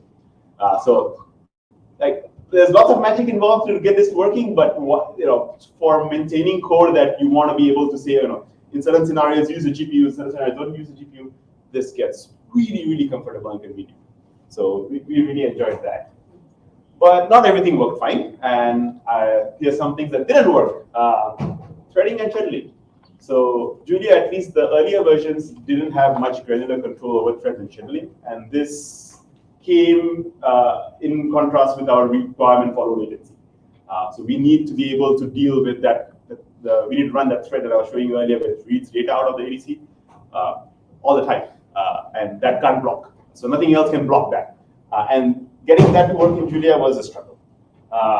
So Julia uses green threads because green threads are great for computation, but they're not great for I/O. So that was a struggle. It does depth-first scheduling, which also means it's not great for real time. So we struggled a lot with that in the older version of Julia. In Julia 1.9, which is coming up soon, they have some. So this is a problem that the community knows. So they have been trying to fix it in various ways. So the first solution they have for 1.9 is basically allowing interactive threads. We did come up with a solution for this using some low-level stuff that we had to sort of invoke, but it wasn't pretty, but it worked. But now with 1.9, we don't have to do that. The other problem is this doesn't really have a standard approach to sort of bundling and deploying applications. It's designed to be used more like a REPL. That's the main use cases, and there is no sort of a bundling story for it. Of course, nothing a bit of RC can't solve, but in a production device, this is something that's very critical. And again, the community knows about this. There was a keynote at JuliaCon last year, which basically talked about this and how this is a big problem, and the community to solve it. Hopefully, we'll have a solution for that soon. And the third one, which also bit us for a while, which is that Julia takes a long time to warm up. So Julia is JIT compiled. So the functions are compiled by LLVM into native code the first time they're called, which means when you launch your application, it's going to take a while and compile everything, cache it, and then run everything fast. So it will get its speed, but it needs some time to warm up. It's a little bit like JVM. If you've used JVM, it needs some time to warm up. Yeah, so large applications can take up to minutes to start up, which is very painful. And in an embedded use case where you want to reboot a device and it needs to start working, that is very painful. There are some solutions around it. There's a concept of a system image, which basically just caches that compiled set of functions. It works with some success. We used it initially, and then with Julia 1.9, which is coming up soon, they will cache this code to disk, which means as long as you don't change code, you should get fast boot up. So again, community knows about this. People are working on it. So hopefully we should see some fixes for this. So while writing this talk, I was thinking, we did this. We moved to Julia. So what else could I put? People love Rust. Everybody's like, why don't you use Rust? Also, I mean, personally, I found that there wasn't much community around the signal processing numerical computing side of things in Rust as compared to Julia. So, we didn't have much to leverage on. We would have to write a lot of those things ourselves. So that was one of the reasons. We tried to look at Go as well, but it's even worse than Go. But although I do like Go's multi-threading side of things, there's a lot more there. We could have done a lot more there, but yeah, the library and the community is very different in Rust and Go. But yeah, if there's anything else that you guys think we should have used, come talk to me later. I would love to nerd out about these things. These are stuff that I generally like to do and play around and tweak around all the time. So where are we now? So 100% of the low-level code is in Julia now. So most of our shipping devices run Julia for all the low-level stuff. Most of the high level is still in Java and Groovy. The migration is slow. As in when we write new code, it's written in Julia. A lot of the tooling has moved to Julia as well. But the embedded stuff, like the really low-level firmware for microcontrollers, it's still in C. I hope we can move this to Rust at some point, but it needs a little bit of time. So, as a summary, what's the takeaway? What I really wanted to share with everyone was Julia is not just for large computers. Julia can work very well on small embedded systems, small Linux boards, Raspberry Pis, that kind of stuff. It has some teething problems. It's new. It's only a 10-year-old language that's new in programming languages terms. But I think it has a lot of promise. And I think if you are looking for a programming language that meets some of the requirements that we had, give Julia a chance. Try it out. It can do some really fun stuff. It's really powerful, and the community is great. That's all. And a quick shout out. We're hiring at Subnero, so if you like this kind of stuff, come talk to me. And I have some stickers for both Julia and Subnero at the back. You can talk to me after. I'm going to be here the whole day. And I'll be happy to talk about any of these things. Thank you. All right, thank you, Chinmay.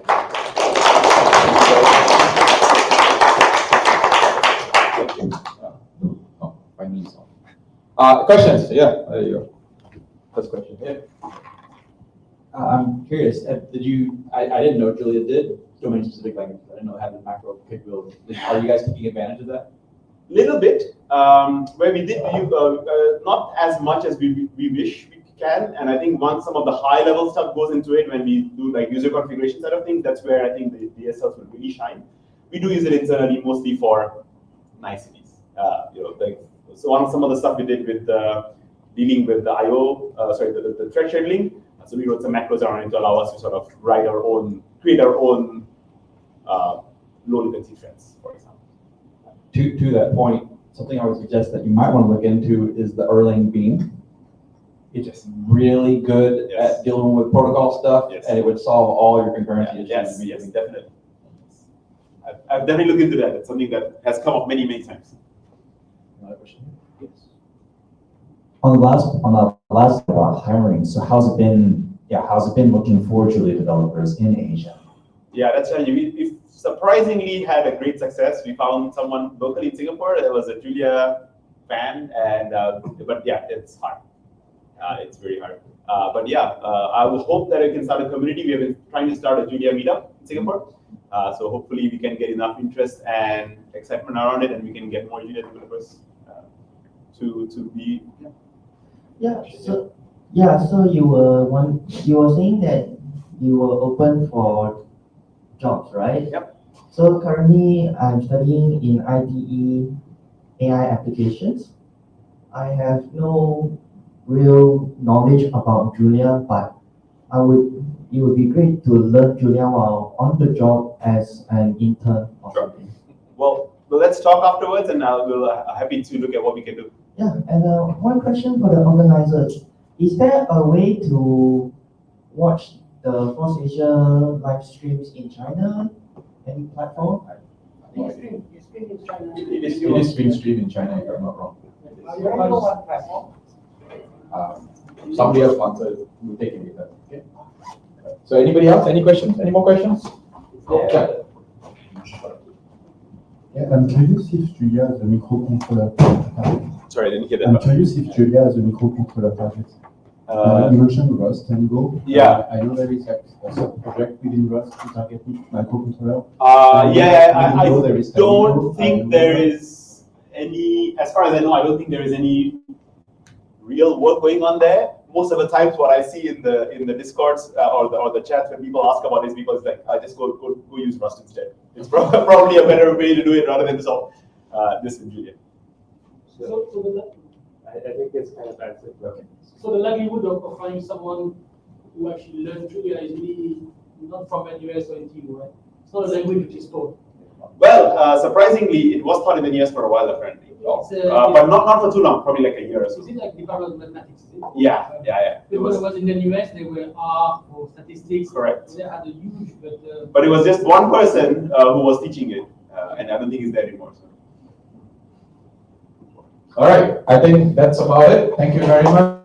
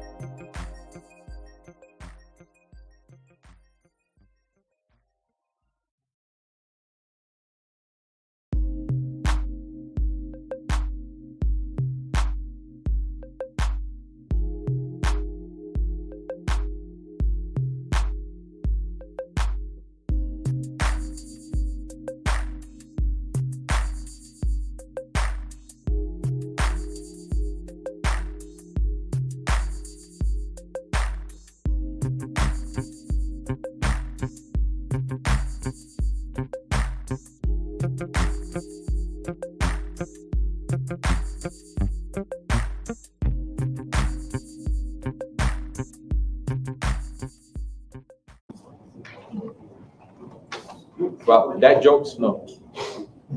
Not now. If you want to. Yeah. If you want to. Yeah, my sons will get very upset. Don't, not you again. Yeah. Okay, so are we good to go? All right. So thank you very much. Yes, next after me will be lunch. So keep that in mind as a target. All right. So what I wanted to do for this talk, when I put up the call for proposals, is I wanted to level set to the extent I can about this whole thing about ISA, about RISC-V. Okay, there was so much stuff floating around. There was a lot of confusion as to what on earth is that supposed to be and why do I care. The terms that were used was, oh, it's open source CPU. No. Oh, you can do whatever you want. Yes. However, what is it that you can actually do? Can you build the chip? Not necessarily, because you don't have the capability. So what I wanted to do is to find a way to have a session. So my intention behind this talk is not directed at this audience, it's for a future audience who may be watching online at some point in time, were wondering what on earth is a CPU, and so on and so. So I'll be talking about stuff in here so that hopefully it's useful that my grandkids at some point in the future they understand how he talked about this. So there'll be grandfather jokes as well. Okay. All right. So that's the topic. So first part. First, I want to acknowledge this gentleman. He passed away last month. Okay, Gordon Moore. You know Gordon Moore, right? A lot of. He was 94 years old, and I think one of the things he said in 2008 was that all I was trying to do was to get that message across that by putting more and more stuff on a chip, we are going to make all electronics cheaper. I think that part continues to be true. But the question is, what is it that I can put in the chip that can also make things different? He doesn't talk about that, which is fine. I mean, that was not his intent. But this is actually very telling because this is clearly where we are today. Looking all the $1 ESP 82 or 32 chips from Expressive. I mean, you can do Wi-Fi, you can do all kinds of amazing stuff. So there's a lot of capability in. And so what he said was true. So thank you to Gordon for the insight in 1965. All right. So with that, let me just move ahead to this slide. Anybody know what that is? Hysteresis curve. Okay, it's kind of a hysteresis curve. What else? Not really hysteresis, but yeah. Diminishing returns. Diminishing returns. Okay, I like that. Any more? Any more suggestions? Okay, that's somewhere. Yeah. Anything else? If you are an economist, when you see this, you probably understand what that is. S-curve, exactly. So it's an S-curve. Smart guy. So what is an S-curve and why do I care? Because firstly, it looks like an S, so that's why I care. But more importantly, is this one. This is from Clayton Christensen's book in 2000, whatever it was. I forget which year it was. Anyway, he's talking about S-curve as defining how technology adoption happens over a long period of time. So I will then take that thought process and translate to where we are today from a chip perspective. So the bottom dark, the one that says first technology, the first S-curve, I would say are things like the mainframe computers. Then subsequently, probably, and I would include the chips from Intel, from the 6502 chip that was in the original Apple, and 6800s, and all those guys at that lower level. So these were the early CPUs that started a trend in terms of all kinds of innovation that was happening. And it continues. It doesn't mean just because the first S ends at the top that it dies. Not necessarily. It can still be there today. It doesn't mean it expires. It may be less users being deployed to, but it is there. The second S-curve, from my perspective, for the purpose of this talk, is the ARM CPU. So when we were looking at Intel and AMD CPUs as the stuff that ran our computers, there was no way those devices that were ever going, those CPUs were ever going to be running in a mobile phone. I mean, they did try. It's not that they didn't try. I know Intel did try, but somehow they just didn't get that. And in came ARM. And today, there are more ARM devices out there than there are Intel devices on a regular basis, which is phenomenal. It doesn't mean Intel is dead. Okay, it doesn't mean it's dead. So I'm now suggesting that the third technology is where RISC-V is going to come in. So it will be a combination of, in the larger ecosystem globally, there will be RISC-V CPUs in all kinds of places where ARM cannot possibly be. It may be there today, but they will be displaced. Intel is probably never going to show up. And AMD, whatever. And whoever else left. I'm not sure who else is left. But the important thing here is that none of those previous technologies are necessarily going to disappear. They will kind of probably retreat or find a new life in a specific niche area where everything else will be covered and done by RISC-V. That's my prediction. Okay? You can hold me to it. You can come back here 5 years from now and see where we are. And it's recorded, so. All right. So by the end of this talk, I want you to understand what is a CPU, okay? What are SOCs, and how one instruction set architecture is making waves. Okay, I'll try and do this. I only got 20 minutes. I got a lot of slides. So part 3. So what is a CPU? We all know what a CPU is, but for those people who are watching this from the future, okay, a CPU is just a piece of silicon somewhere. Currently, it's still on silicon. That's not likely to be a biological CPU yet, but for now, that's what it is. And it's got circuits in there that can be manipulated electrically to create some output. Whatever the output may be, you decide, whatever it is, right? And then the ability is to do so is by a software that manipulates the signals that goes through and propagated through the CPU. And we always use the term that the CPU is the brain of the computer. I put it in quotes because maybe it's a brain, maybe it's not, maybe it's a shared brain, I don't know. But let's for ease of thinking through, let's consider that as the brain that will work with the rest of the silicon on the board, motherboard, or wherever, or even on the same chip to do something, whatever the something may be.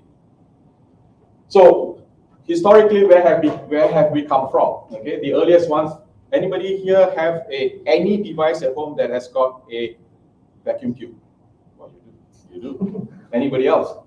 No, yeah, actually. I didn't say functioning. I said have a device with vacuum tube. Functioning is a secondary question.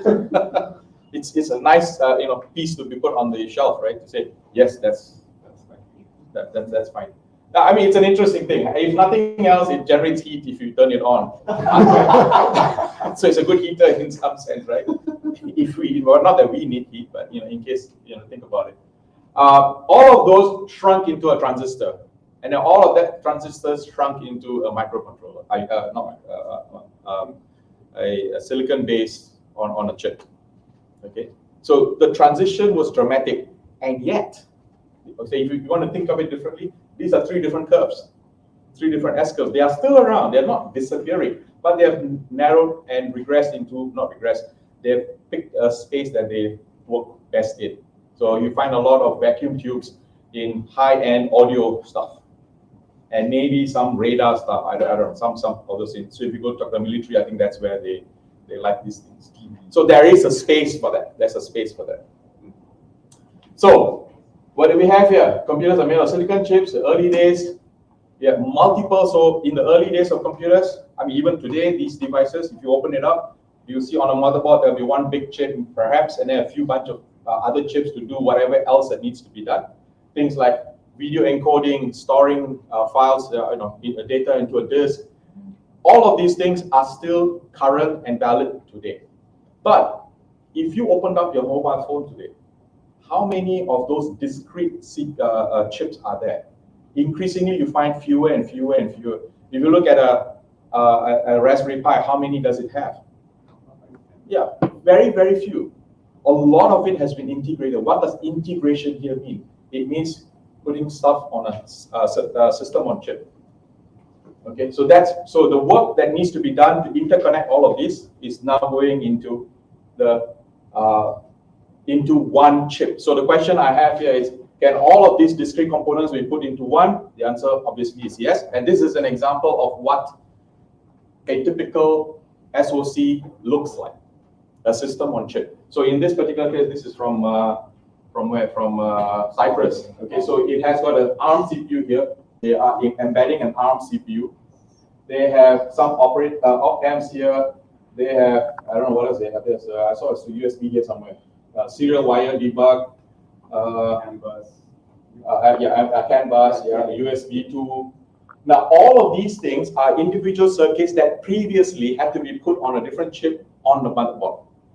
Now you have it all on one chip. That's interesting. So now you have a situation where you have one device, everything is in there, and your outputs and inputs are all controlled by the whatever connections you may have. Now, question here is, how many of these discrete, well, I'll call it discrete for now, how many of these discrete components here do you have the opportunity to change? Wow. You don't. No, you won't have. I mean, sorry, let me rephrase it. You may not have. You can have it if you pay a lot of money. That's, I mean, this money talks, right? So that's not an easy thing to do, right? So all these chips contain many different components.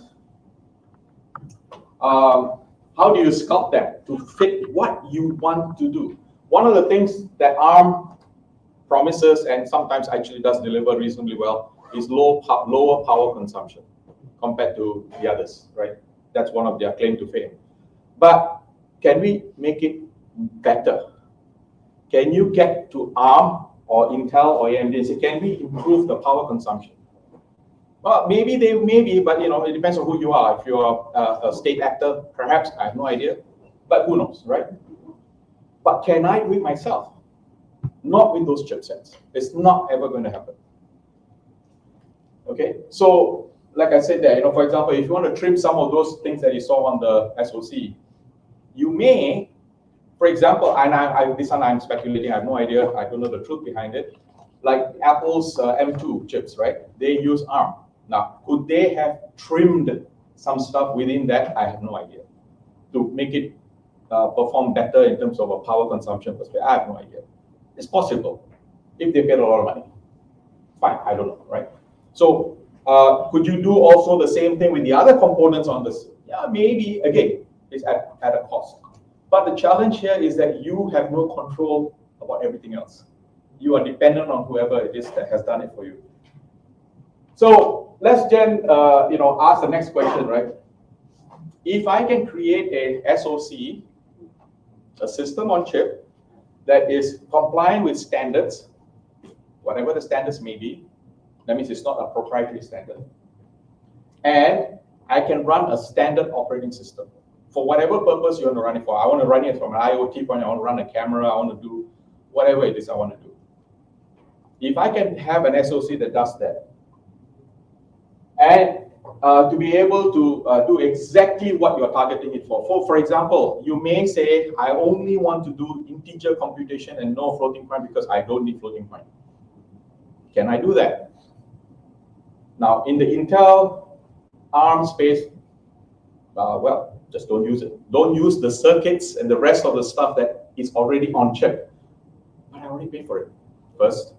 Second, it is occupying space, probably also consuming power while it is not being used. So you see the trade-offs are beginning to become a little bit more obvious, right? And I want to have it such that there are no NDAs to sign. I don't want an NDA, I got no reuse restrictions, I can just give it to anybody else, okay? And openly publish the design for others to use. Have you heard that kind of stuff before? Yes. It's called 4 essential freedoms.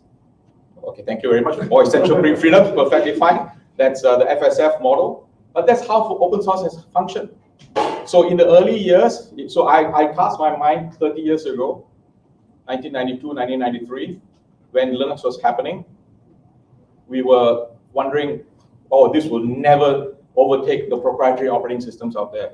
No way it's ever going to happen. Who's going to do it? There's a lot of things to be done. 30 years later, where are the others? The only ones that matter are the Linux environments, or maybe the BSD environments as well.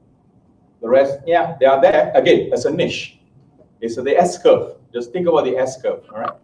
So this becomes very critical. So I can now pare down my Linux kernel to do exactly what I want it to do for the purpose I want it for. Can I do the same thing with my CPU? That's the question I have to ask. And that's where these guys come in. Right? These are just pictures of three architectures, right? The 3 CPUs. What can I do? With these 2 guys on the left, no, it's not going to happen. You take it as it is. Yeah, I'll give you a different model. Okay, this is the other one. No, oh, you don't want this one? I'll give you another model. But can I change the thing inside? No, sorry, no. You keep it as it is. Or if you have a lot of money, maybe yes. But the last one, hey, do what you want. So if you want to think 1993, if you were still around, if you were born in 1993, or no, maybe not, right? So some of you not.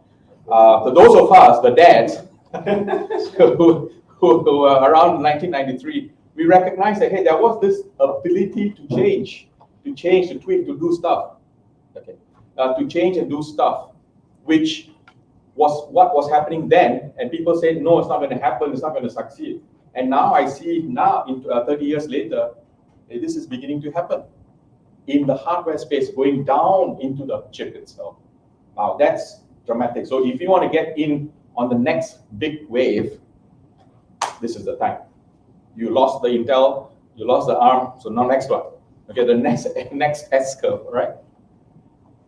So part 4, why is RISC-V able to achieve that particular design goal, right? So very quick history, let me just finish this up here. I say, okay, there are a bunch of information there, a bunch of things I'm talking about, but more importantly is this last one highlighted in red, the instruction set architecture, the ISA, that's what it stands for. That RISC-V is built on, is published, open to anyone to use, including removing portions, just like what the Free Software Foundation would love to hear.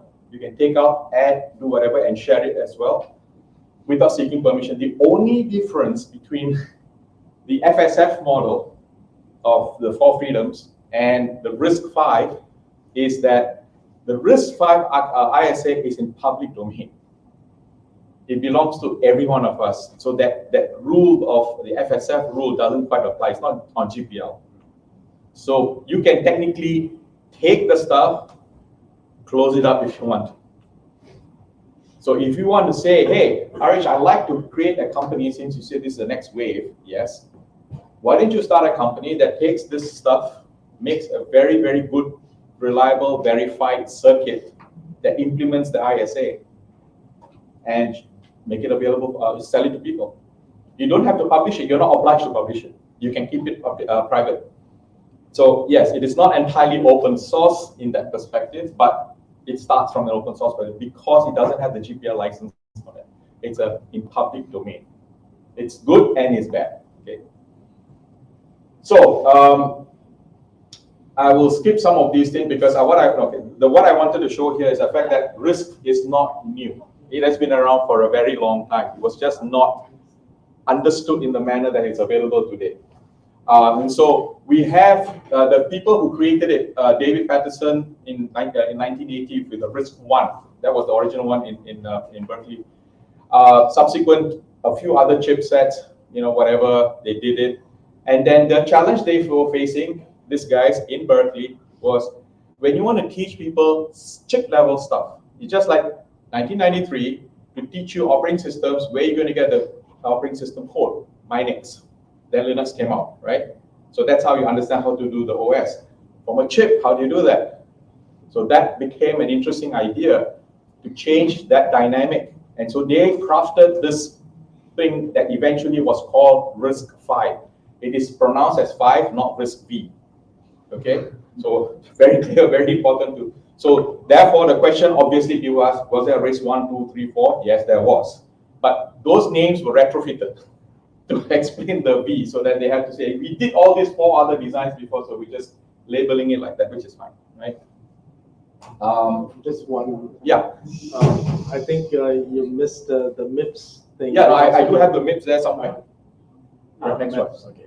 MIPS, yeah. So there are many attempts at that idea, but the one that has so far seen more traction is RISC-V. Not the others. Not that the others haven't. They have, but they're kind of at different stages, and some of them are just tanking and not going very far. All right. So part 5. What is ISA? Very quickly, what is ISA? This picture I like because this explains exactly what when you talk about the instruction set architecture. What is this? This is like the dashboard of your car, right? You have all the buttons and the steering wheel and all the good stuff. Every car has similar stuff. But what is inside the car? When you press a button, you turn the steering, what does that actually do? The doing part is that part. The engines, the whatever it is that you need to move. That is the microarchitecture, and that's what it's up to you to design. I will tell you, I need to have a button to do this, another button to do that. I want to do an add, I want to do a multiplication, I need to do a subtraction, I need to store a value. This is what I'm telling you. Go figure out how to do it in circuit. So that's the circuit part. This is the marketing part. You can put it differently, right? Okay. So when you look at the number of instructions that you have in these three architectures, Intel has in excess of 1300. This has over 500 instructions in the ARM, and RISC-V, well, 47 plus a few more. It takes about 6 hours to read the document. Would you rather read a document in 6 hours or 182 hours? I would add one more line item, the list of publicly known bugs. Okay. Well, that's being very unfair to these two guys. No, but that's a point taken. Yes, agreed. All right. So this is where it comes up to. So in 2015, recognizing that the RISC-V as an idea was being adopted by a lot of universities and organizations, that Berkeley said, hey, we can't do this ourselves. This is an academic project. So they decided to create an entity called RISC-V Foundation in 2015. And shortly after that, maybe a couple of years later, issues around blocking people's access to stuff. I should not mention the person who wanted to do all those kind of things. They decided they're going to yank it out of the United States. It was established as a nonprofit in the US and moved it to Switzerland and renamed it as RISC-V International. So RISC-V International is the custodian of the standard for RISC-V ISA. And any further development is out of that group in Switzerland. And what they have also done is they have made available opportunities for all of us to be individual members of the RISC-V organization at no cost. What does that mean? It means you can go ahead and attend talks, events, participate in whatever it is. Not that if you're not a member, you cannot, but this gives you a little bit of a leg up to be part of it, which is kind of nice, right? It's kind of nice to be able to do that. So this is interesting. They are relatively well funded, although it's a non-profit. The memberships are also open to corporate entities and so on, so that's a different pricing model for that. But the important thing here is they are the custodian of the ISA. So it's never ever going to be closed up. It's publicly available, it's in public domain anyway, but they will keep the traction there. So as was shown in a previous talk, these are 2 pages, 2 A4 size pages, all right, back to back, of the entire instruction set. You can't see this because I'm going to look it up. It's called the RISC-V reference card. It's back to back, right? That's it. It's short. That's very short. Well, there you go. Do you need a lot of the other things? In all honesty, I mean, I've years ago, I did look at the Intel stuff, and there are a lot of instructions. Do I ever want to use that? I don't need to use it. But you know what? It is in the chip. So it's up to you to use it if you want to use it. I mean, the intent is okay, but I think this doesn't make sense to me. So how do I identify RISC-V? I think this is probably the most critical thing here. All the chips that are created under the RISC-V umbrella starts with RV. Okay, RISC-V. And then you specify whether it is a 32-bit, 64-bit, or 128-bit. Who of the others have a 128-bit CPU? Nobody. Question you may have asked, Harish, why do we need 128-bit? It's just the same thing, Years ago, somebody said 640K was more than enough, right? So, yeah, you remember that, right? He told you that.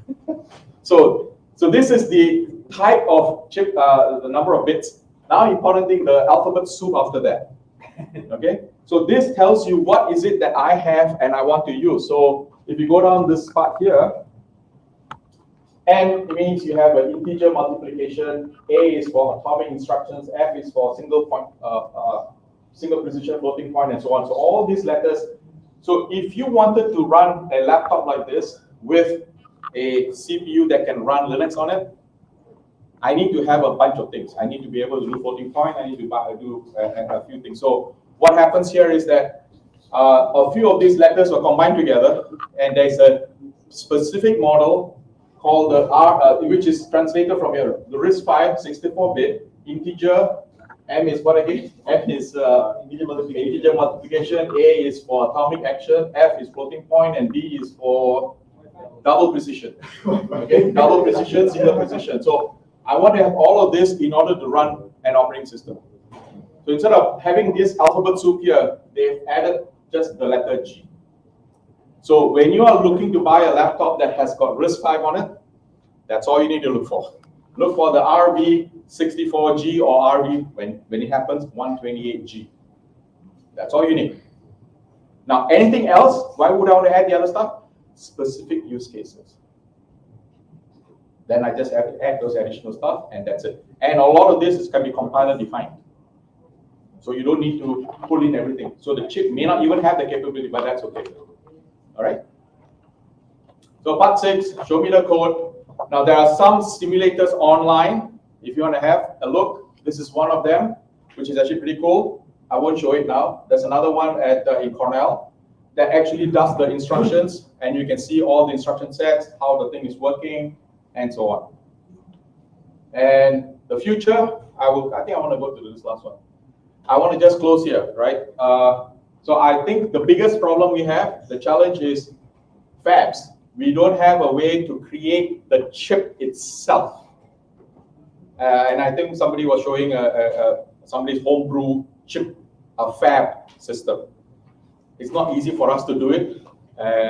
So that's the next stage of innovation we need to see make happen as well. Okay, and I would say thank you to Google for trying and offering ability to do fabrication of code, and I think somebody will be talking about it later as well. All right, so 128-bit before you know it. All right, others will be catching up, so that's fine.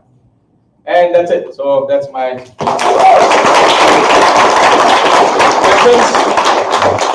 Yes. So the x86 ISA is horrible, and it's been a huge success. I mean, x86 ISA based CPUs have been a huge success, and that shows that the real effort, you had the picture of the Veyron, right? But it doesn't produce 1,000 horsepower because the instrument panel is essentially. So what is the value in just having an ISA? Like, shouldn't the real value be in open source implementations? And can I maybe quickly answer that? I have the mic. So, do I have the mic? No, I don't have the mic. No, I think the question is very legitimate. Why would I want to care? The same question you could have asked in 1993. You have all these systems running this particular bunch of operating systems, do everything that you need. Why do I need another one? There was DOS, there was DR-DOS, there was CP/M, there was whatever else that came, OS2. But where are they today? So the same idea applies. However, will Intel, AMD, ARM open it up for you and me to pare it down to what I needed? That's not going to happen. So that's really the benefit here.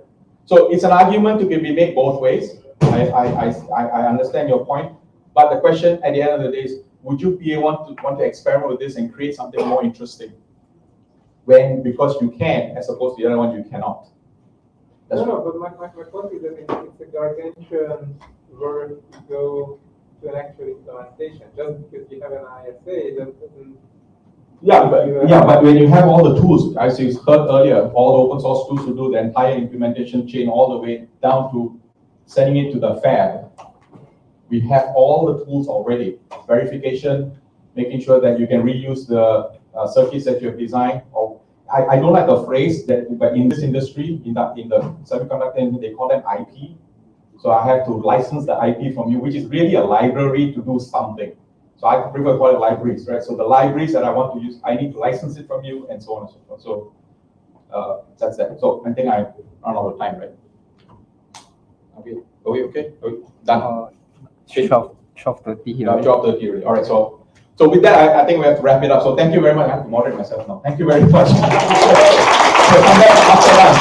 All right. We will be restarting at 1:30. Is that 1:30? Yes. Yeah. We'll restart at 1:30. So thank you. Thank